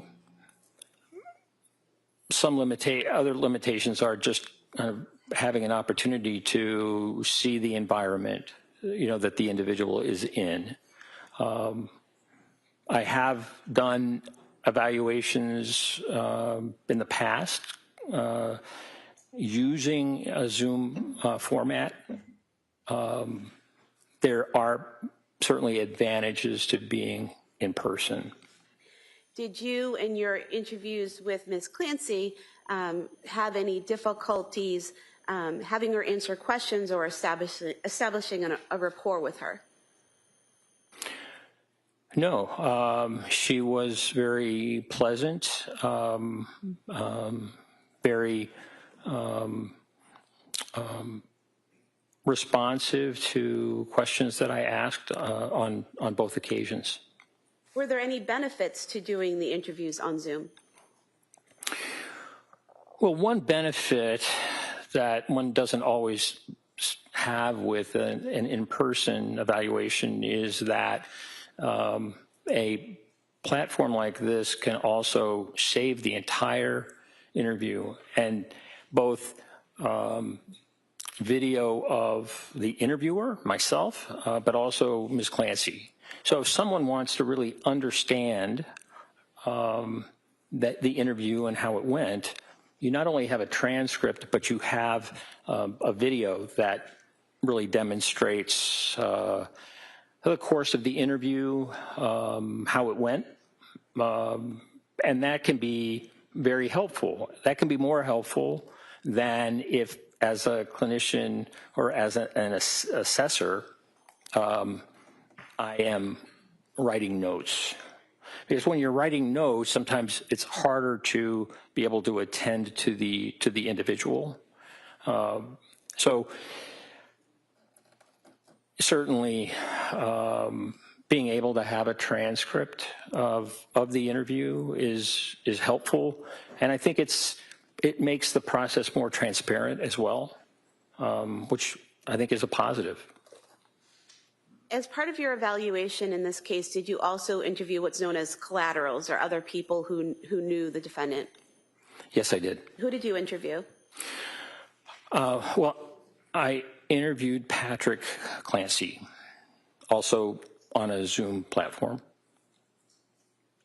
And after you had reviewed all of the records that were provided to you, and the criminal file and all the evidence that was provided to you, and conducted these interviews both with Ms. Clancy and Patrick Clancy, were you able to conduct an analysis of all of that material in order to come to your eventual conclusions? Yes. And if we could just go through your analysis of this case, and if we could start with, I think what you called in your report, Ms. Clancy's characterization of the command auditory hallucinations. Yes. So Ms. Clancy stated to me and some other evaluators that her hallucination, that of an external voice, something coming from outside of her head, occurred when she was standing at the refrigerator. She said that she was in the process of making her children their dinner when she received a call from Patrick Clancy, returned the call, and then as soon as she finished the call with Patrick Clancy, she said that is when she heard the voice. This is your last chance. You have to kill your kids and then kill yourself. And so that was what she told a number of us. There are also other accounts that she made to individuals that were quite a bit different. To Dr. Spinelli, for example, she said that the voice happened at 5:10 or 5:15 p.m. as soon as Patrick Clancy left on his errands, and that the voice. She described the voice to Dr. Spinelli as kind of increasing in intensity, but saying, "This is your last chance. You have to kill your kids before you kill yourself."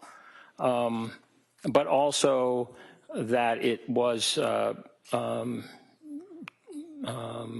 her children would suffer if she did not do that.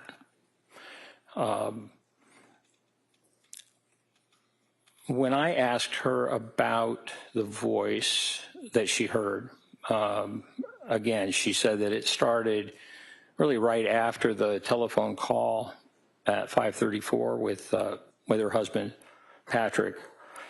And she said it was a man's voice. It was very clear.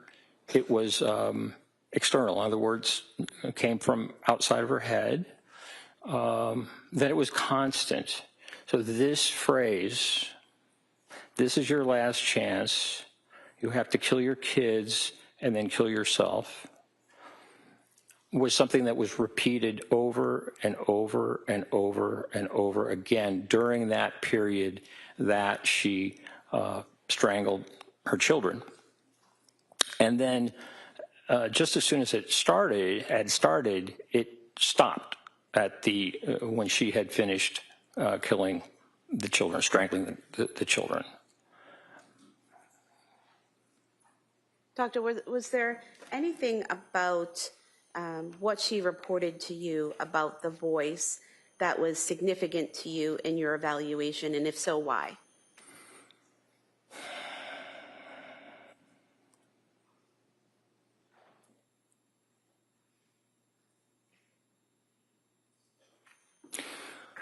Well, what was significant to me is that she had not spoken about hearing voices before that in any of the mental health professionals, the psychiatrists, the nurse practitioners, the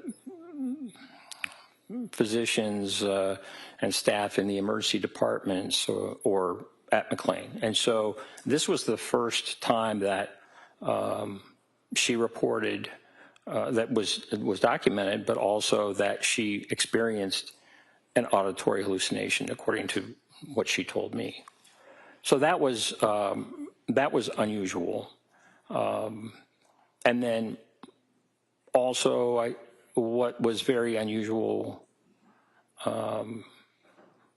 was the fact that the voice stopped with the death of, or the strangling of her youngest son, Callan, and that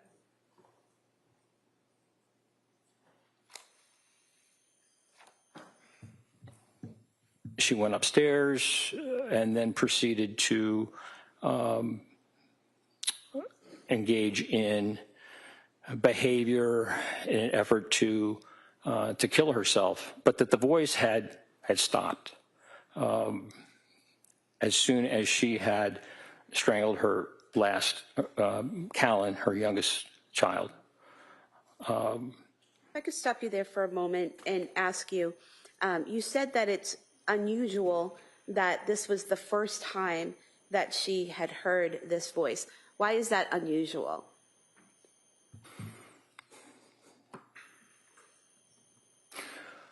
Well, she had certainly suffered with symptoms of mental illness, depression and anxiety, most specifically. Anxiety that she had reported to Dr. Tufts in mid-September, and then certainly symptoms that later on included suicidal ideation and also what she said were dark or intrusive thoughts to harm her children that she mentioned to her husband and her mother on, I think, 2 occasions. And Doctor, you also mentioned that it was unusual that the voice stopped after Callan was killed. Why is that unusual? Well,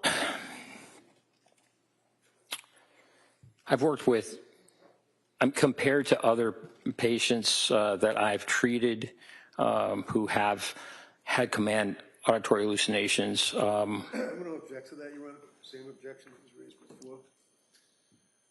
Counsel, I see it.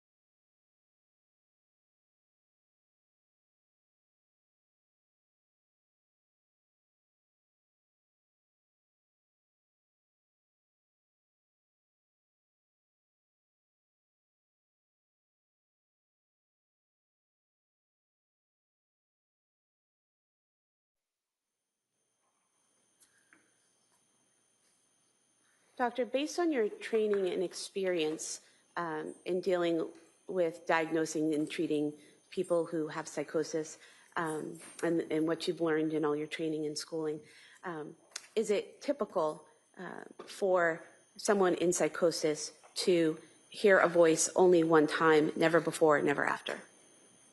No. And again, based on your training and experience, is it typical for someone in psychosis to hear a voice that's constant rather than intermittent? No, that is not typical. And what does it mean, the difference between a constant voice and an intermittent voice? Well, an intermittent voice would come and go. It wouldn't necessarily just keep playing over and over again as if it were on a tape, which Ms. Clancy told me that it was a voice. It's the same thing in the same tone, repeated over and over and over until she had strangled Callan. And is it typical, based on your training and experience, for someone to hear command hallucinations and then for them to stop abruptly? No. Committing the act is not curative of the voice. I've not ever seen that. And Doctor,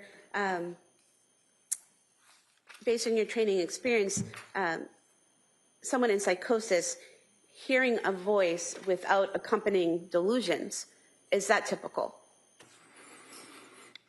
That is that would be pretty rare. It's absolutely not typical. And in talking to Ms. Clancy, did you speak to her about the concerns she had that if she had voiced thoughts of harming her children to providers, medical providers, that her children would have been taken away? Yes. And did you see that as a delusional thought? No. Certainly with the requirements that healthcare professionals have to report any issues that could cause harm to children, for example, as required reporters, it's very rational for her to be concerned that by voicing her thoughts of harm could cause her children, certainly an assessment and a rapid assessment and a determination about how best to keep the children safe. So I didn't see that as irrational, but rather rational, just understanding the healthcare system. And when reviewing the records and speaking to Ms. Clancy, did you see or notice any delusional statements or beliefs surrounding the hearing of that voice on the 24th? No, I didn't. Now, based on your training experience, is it typical for someone in psychosis to hear a voice and immediately act on it? No. And why is that? I'd like to have a Dobia hearing at this point, Judge, on this. I'd like to test his qualifications to this. I'm going to, same objection, same ruling. So your opinion is it's not typical, correct? Correct.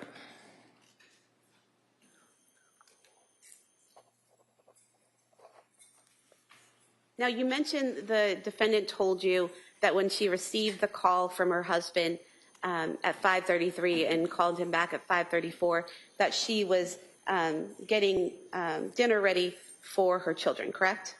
Yes. And did she tell you what she was about to get out of the refrigerator? Yes, she said she was at the refrigerator and that the refrigerator door was open and that she was getting chicken nuggets out of the refrigerator section for her children.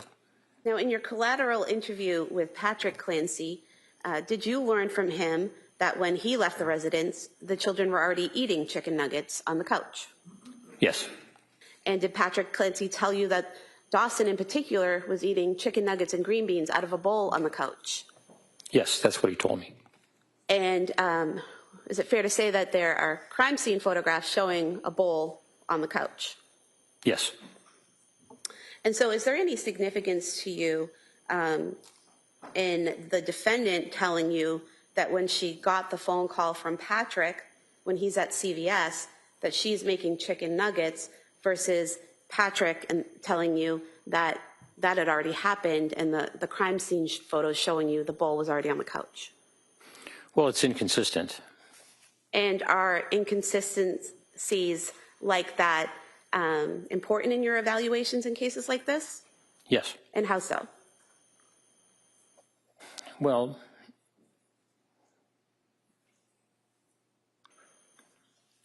looking at someone's mental status at the time of an offense, it's important to understand what was going on in their mind at the time. And in this case, the widely divergent reports from Lindsay Clancy versus her husband Patrick raise questions about what she is telling me and how things are happening. So certainly that's a cause for significant concern. One of them is not correct in their statement. And in terms of what you testified about earlier about the defendant giving you one version of what the voice told her and giving Dr. Spinelli a different version of what the voice told her, is there any significance in your evaluation to that? Yes. And what is that? Well, again, it's markedly inconsistent. Ms. Clancy was very clear with me about the time that the voice started and that it was constant for a period of time until the children were killed, and then it stopped. And according to Dr. Spinelli's report, Ms. Clancy stated that the voice started much, much earlier, actually when Patrick Clancy left. And so we're talking about a significant difference in time. And those two just, they don't match. So it's hard to, which version is the one that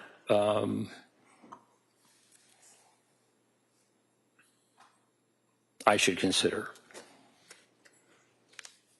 Now, further along in your analysis, you talk about Ms. Clancy's outward portrayals misleading her family and providers. What do you mean by that, and what did you see in the records and in your interview of her?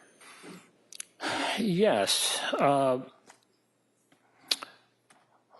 in looking back at her history, for example, with Patrick, she dated Patrick when she was in nursing school, and that was at a time that she was experiencing fairly significant anxiety, according to her, such that she went to a psychiatrist and was treated for her anxiety with Prozac and Wellbutrin and also propranolol.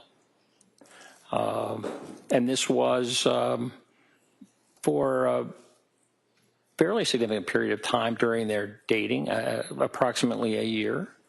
And when I spoke with Mr. Clancy, and also in other testimony and collateral information, he was completely unaware that she was experiencing mental health symptoms at that time that they were dating, or that she was taking medication. And he said he did not learn that she had taken medication, mental health medication, Prozac, Wellbutrin, those are both antidepressants, as well as propranolol, which helps with anxiety, particularly with the kind of presentations that she was doing.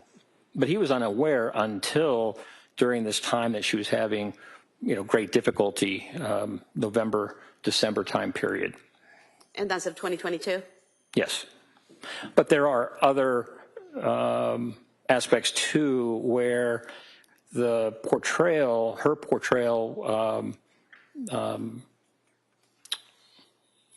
misled others in terms of how she was doing.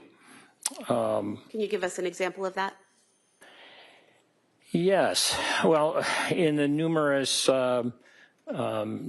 text messages, which really varied, there were times when she stated that she was doing very well. For example, even in the days leading up to the 24th of January 2023, the photographs that she was sending on Instagram and the like really portrayed something very different than what she later stated was going on inside. With regard to providers,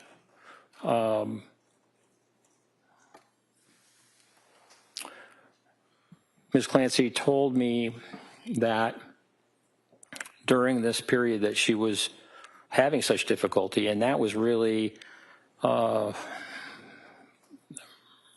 starting in October.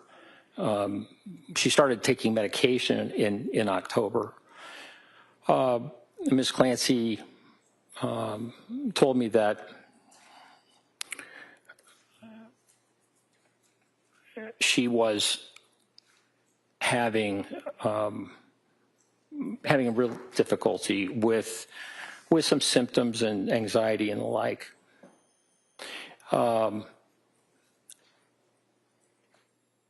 Her mother-in-law suggested to her that there was a doctor that she knew named Rose who was willing to talk with her just on an informal basis. And so as I understand, this doctor made time for her to be seen, not in an official way, not as in a doctor-patient relationship, but just to get an understanding about Ms. Clancy's problems. And that this doctor recommended Lamictal or lamotrigine as a medication that could be very helpful, with regard to the depression she was experiencing, the issues with mood and the like. And so in looking at Dr. Tuff's notes, there is a note, I believe, on December 1st of 2022, in which they discuss Lamictal as a real possible medication. And then by mid-December, it was really a very, very difficult time. The whole month of December, in many ways, was very difficult. But after this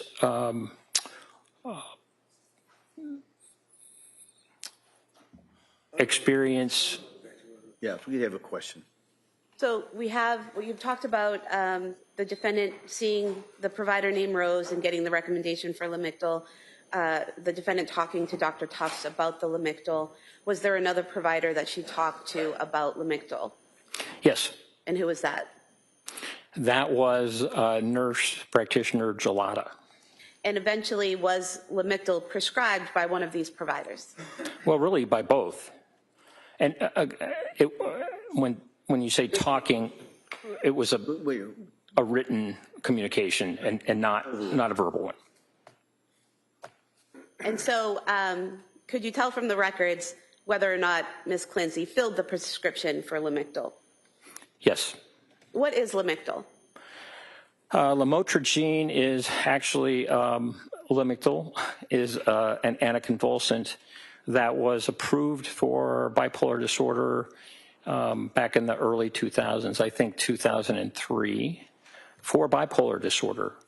Now it's used for epilepsy, but also been found by the FDA to be extremely helpful in depression related to bipolar disorder. And after receiving the 3 recommendations to try Lamictal and the prescription from Dr. Tufts, which she filled, did the defendant tell you whether or not she took the Lamictal? She told me that she had decided not to take the Lamictal because she was concerned about the potential for a rash, a serious rash. And the fact that 3 providers recommended this medication to help her and the defendant chose not to take it because of the potential of this rash, was that significant to you in any way in your evaluation? Yes. And how so?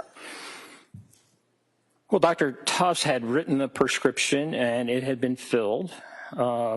Actually, Nurse Gelada also wrote a prescription for the Lamictal, and Ms. Clancy told her, well, you can cancel that because I already have a prescription of Lamictal from Dr. Tufts.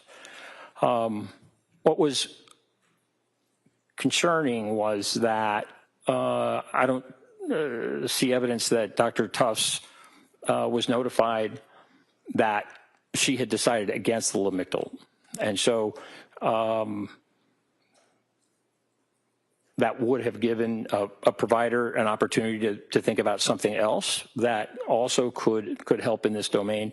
But yet Ms. Clancy had decided not to take it, but also not to tell the doctor that she had decided not to take it. Well, doctor, was there also something that you noticed in the way she described, Ms. Clancy described to you, how she was feeling at McLean Hospital when she was there versus the description of her feelings in the McLean records? Yes. And what was the difference between the two, and how was it significant in your evaluation? I recall that she told me that her she felt like a zombie. Very, very significantly affected, and certainly while the records at McLean demonstrate that she was not doing well, there were differences in terms of how she characterized that. And when a patient is characterizing how she felt at a certain time in different ways, one to you and a different way to her actual provider at the time, is that concerning in any way? Well, yes. And why is that? Well, the more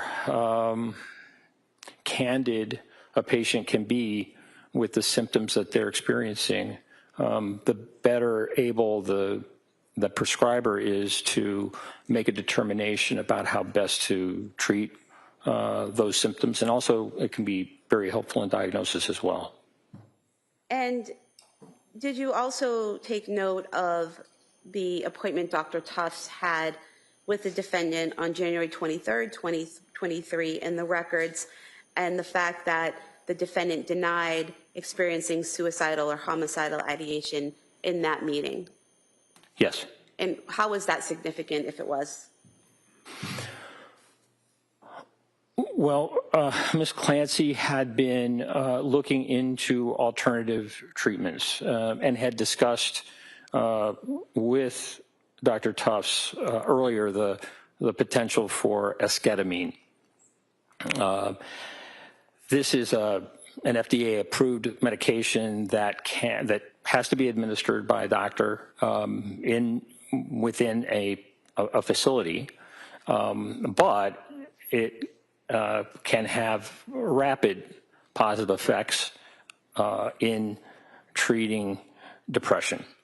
And so in that note, Dr. Tufts wrote that the potential for esketamine treatment or transcranial magnetic stimulation were ones that they were exploring.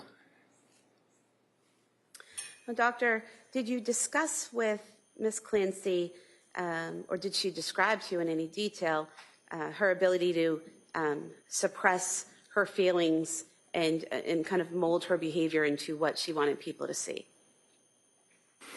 Yes. And what did she tell you about that? Well, I believe it was a Christmas time with her family, a morning breakfast, in which she stated she was not feeling well, not doing well, but yet felt the need to act like she was cooking and helping her husband cook. And she questioned why she would do that or engage in that behavior when her family knew that she was struggling and having difficulty. So she used the word fake with regard to just how she was attempting to present to her family. So this was on reflection in talking to me about that behavior at that time.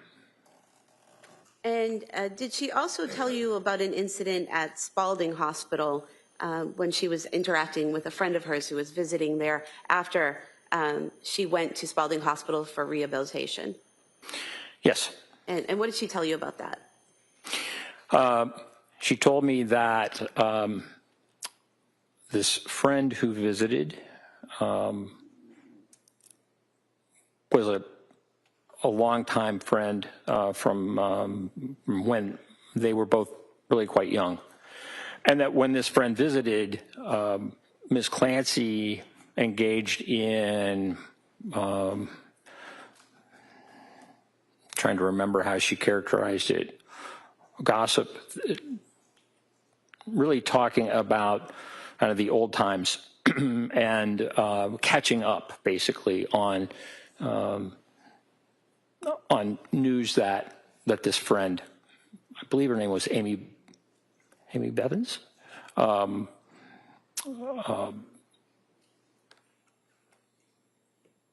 they had similar or shared experiences.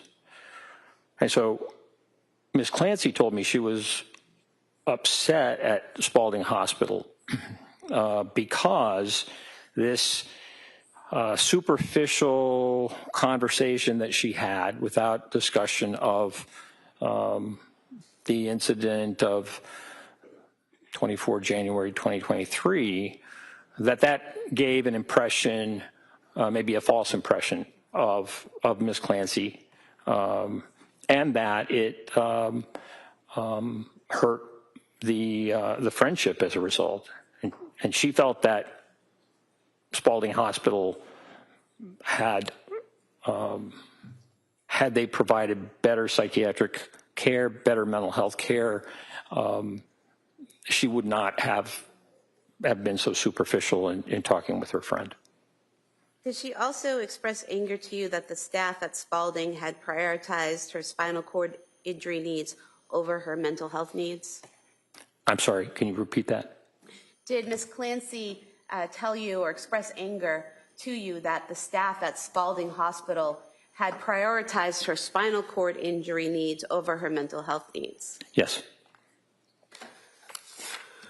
Your Honor, at this time, I'd like to put into evidence excerpts from the Spalding records showing the mental health consults and treatment of Ms. Clancy. They may be admitted.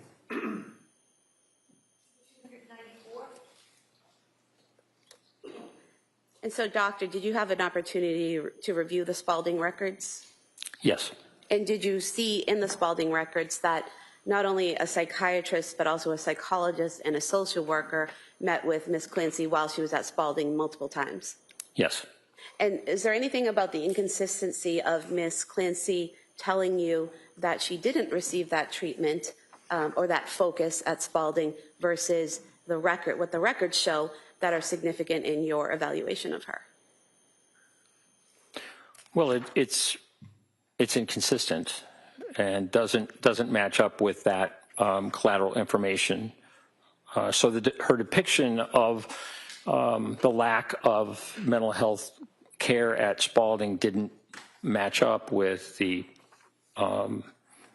evidence from Spalding in terms of the documents. Spalding is a rehab hospital, and that is they were really concentrated on the spinal injury, but also did have mental health services available.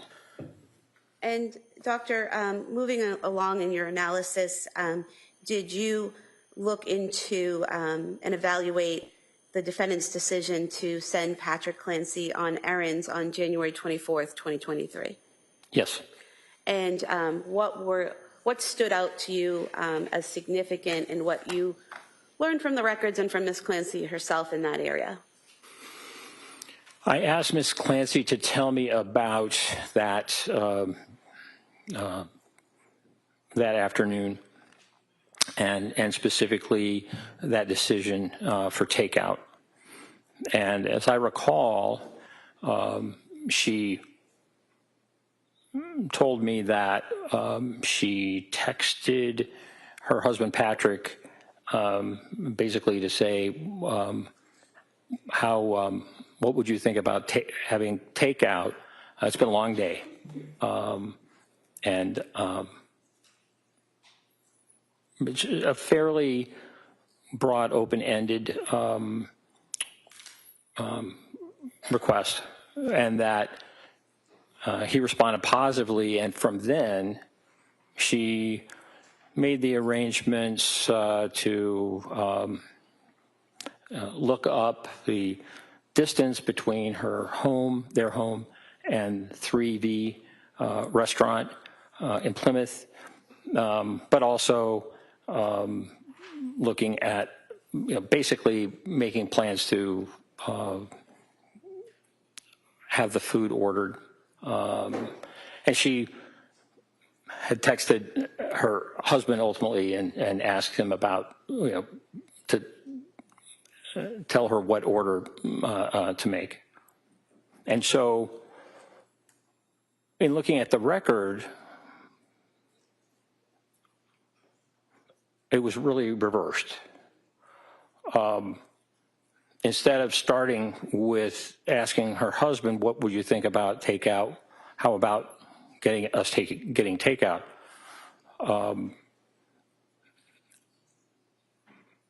The record shows that Ms. Clancy did a lot of searching prior to that in terms of 3V, the distance, and the like.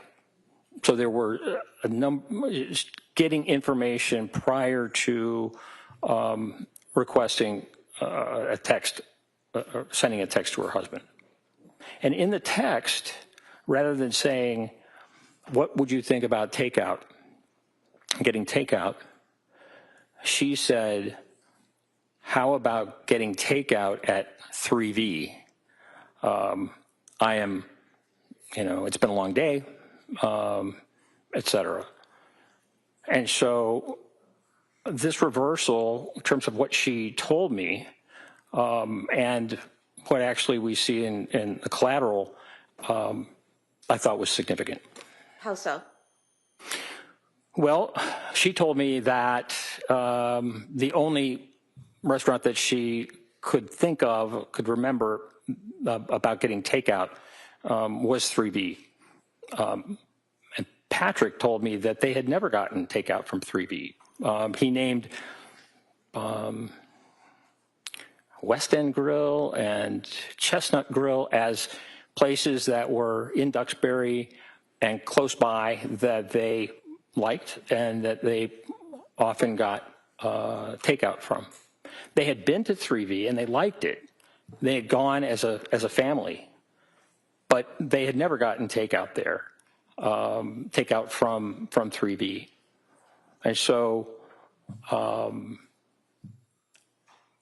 presenting not just the idea of takeout, but how about 3V? And she had already done lots of checking about distance and the like. I thought was inconsistent. What I saw from the record was not what she told me in terms of the order in which she made those decisions, and so I saw that as being significant. And was there a similar scenario with the request of Patrick from the defendant to also go to CVS? Yes. And so what was the difference between what she told you about the plan to go to CVS and or what she told Patrick and what she had done in terms of research?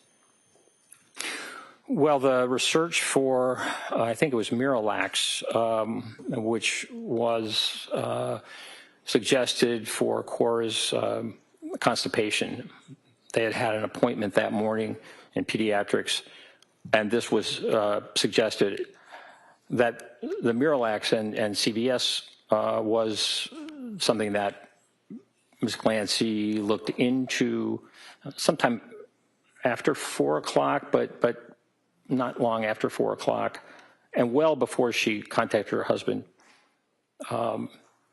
But that she did not communicate to her husband the importance of picking up Miralax at CVS, who she had called, until really right before he left. So he had planned on going to 3V, driving to 3V, almost 6 miles, to get the takeout, and then she also added on that other errand right before he left. And so was it significant to you that she had researched the Miralax and looked into CVS an hour before, but just added that that part of the errand on right before her husband left? Yes. And why? Well, it lengthened the trip. It added one extra obligation for Patrick, and that would make for a longer time that he was away. And moving along in your analysis, you discuss Ms. Clancy's suicide attempt, and you say that it was serious, but required sequential decision-making. Is that correct? Can you just repeat that? I'm sorry. Sure. In your report, you describe Ms. Clancy's suicide attempt as serious, correct? Correct. And you also state that it required sequential decision-making. Is that correct? Yes. Can you talk a little bit about why you found that it was serious and how you found that it required that sequential decision-making? Well, I think in looking over her records previous to that day, 24 January, she had contacted Aspire twice, a suicide hotline, and spoken to them. And really, as I recall, since early December had been speaking about suicidal ideation. So this was something that that was significant for her.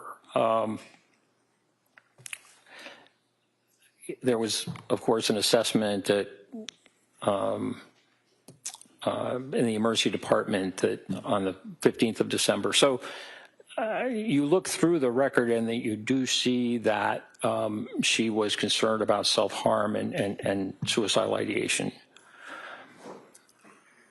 If we look at the actual day after the children were killed, or after the children were strangled, Callan was still living at the time that EMS arrived.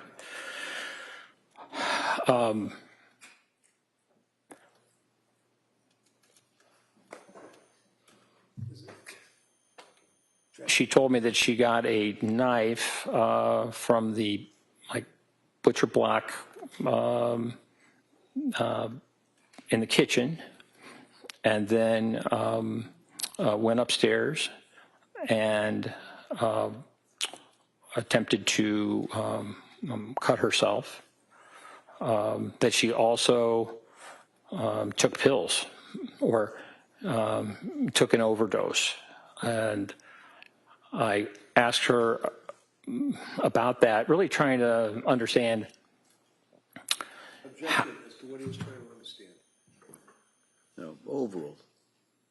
Really to try and understand how she accomplished the overdose. Because if you're swallowing lots and lots of pills, that can be difficult. And so essentially how many handfuls of pills did you take or whatever? And then she told me that she had slashed the screen and dove out of the window. Doctor, if I could ask you a question.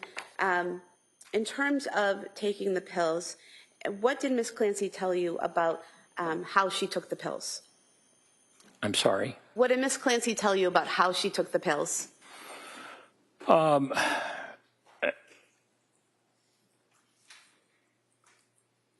It wasn't really very clear. I was.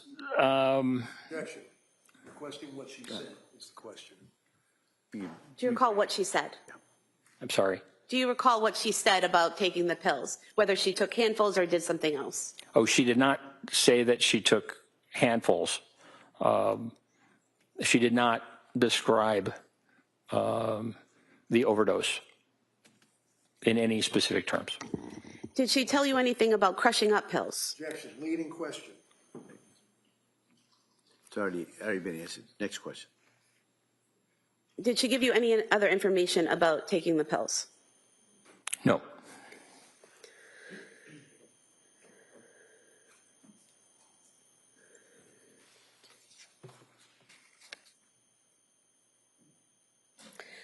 Now, if you could tell us that portion that I asked you about earlier, what is sequential decision making, and how did you see that in her behavior?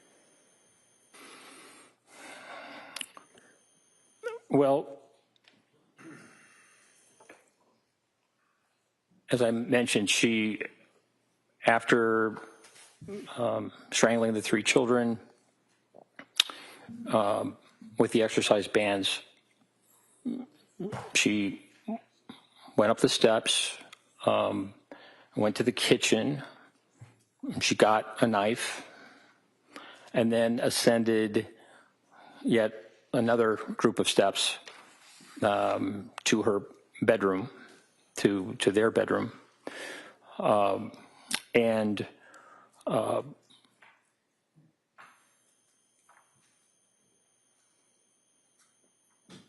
described the attempt or cutting her wrists as well as her neck, and also described the overdose in barely. It was just hard for me to get a good idea about how specifically the overdose occurred, what she did, but she omitted some things that I thought were significant. And what things did she omit that you think were significant? Well, she omitted the fact that she had actually crushed the pills. And I found that to be, quite significant. And how did you learn that she had crushed the pills? I learned after interviewing her husband, Patrick, and he went through that evening and talked about coming to the home and the like, and mentioned that on the bedside table, there was a wine tumbler with powdered, like, medication, crushed up medication. That there was still some in the wine tumbler. And I had not heard, I mean, she had not told me that she had actually crushed the medication. And I know that in Dr. Resnick's report, and also in what Lindsay Clancy told me, that she had lemonade in that wine tumbler when she took the overdose. And when I asked Patrick Clancy, he told me that they did not have, he didn't think they had any lemonade in the house, that was not typical at all. And doctor, what is the significance? Finish, please. I'm sorry, were you not finished? You done with it? Hold on. You Yes. done with that answer? All right, next question. And so, doctor, what is the significance to you, if anything, of this atypical use of lemonade and the crushed powder in the cup? You say what is atypical? I think you just said that Patrick Clancy said it wasn't typical to have lemonade, correct? Correct. So is there any significance to you to the fact that there was lemonade in the cup and that there was powder residue in the cup? Or straight that, was there any significance to the fact that Lindsay Clancy told you that there was lemonade in the cup and that Patrick Clancy saw powdered residue in the cup? Yes, it made sense that lemonade would be in the cup if you're trying to take an overdose of medication that you've crushed, just because of the bitterness that these pills have. So that made sense. I asked her more about the lemonade, and she told me that it had been in the wine tumbler from the night before.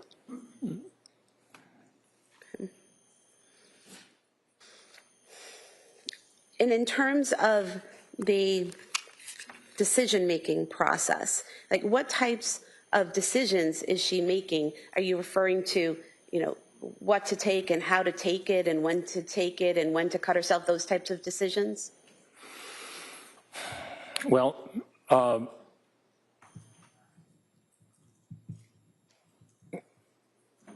crushing pills is really a challenge. If you don't have the right equipment, if you don't have like a mortar and a pestle that they might have in a pharmacy.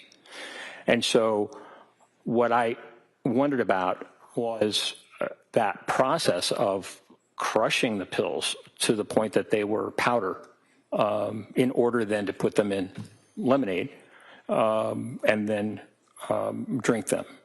And so that is, to crush pills, significant number of pills into fine powder is not an easy thing to do, particularly if you don't have the right equipment. It's just kind of a laborious process. And she also did not, it was Patrick Clancy who told me about the door being locked. And she told me she did not recall locking the door. And in terms of Ms. Clancy's ability to execute the strangulation of her children, is there anything about how she did it, what she did, that stood out to you in your evaluation? Yes. And what is that?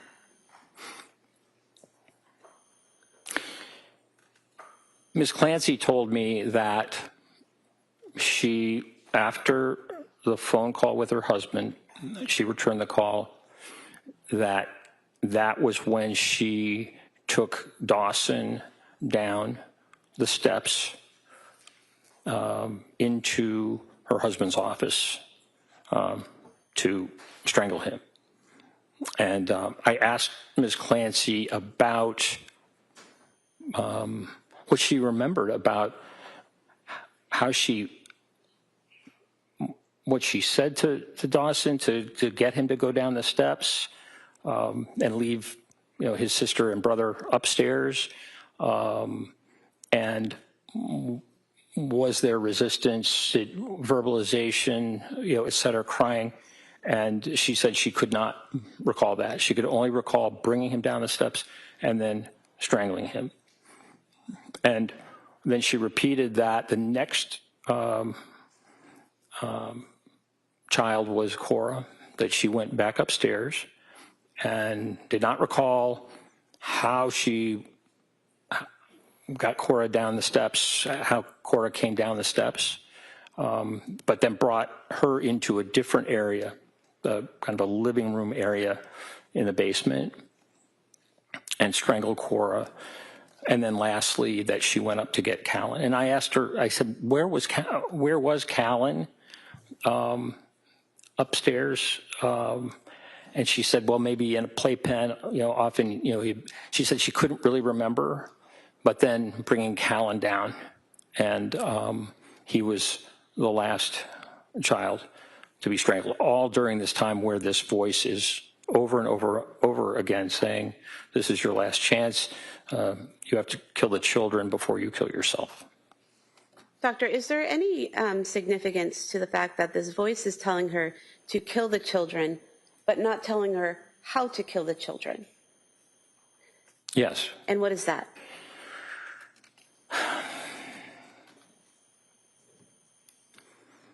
Just like adults, children have a will to survive, strong will to survive. I think it's just part of being human. And so I know that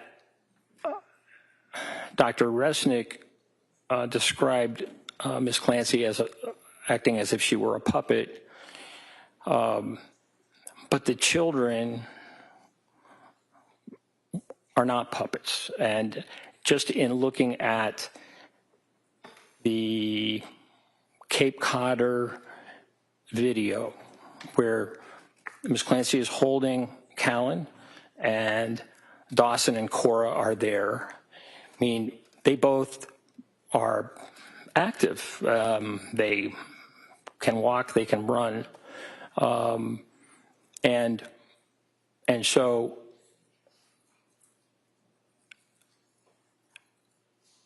to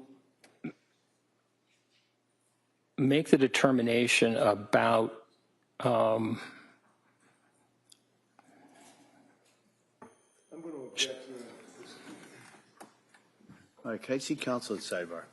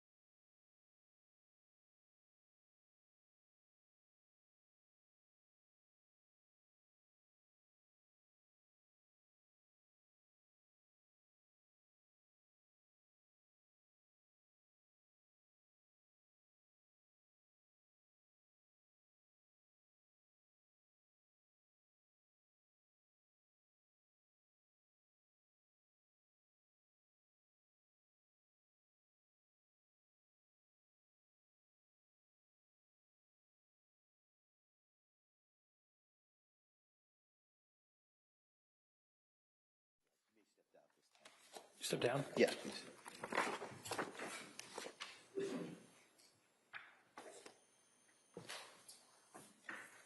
All right, well, members of the jury, we're going to break for today, all right?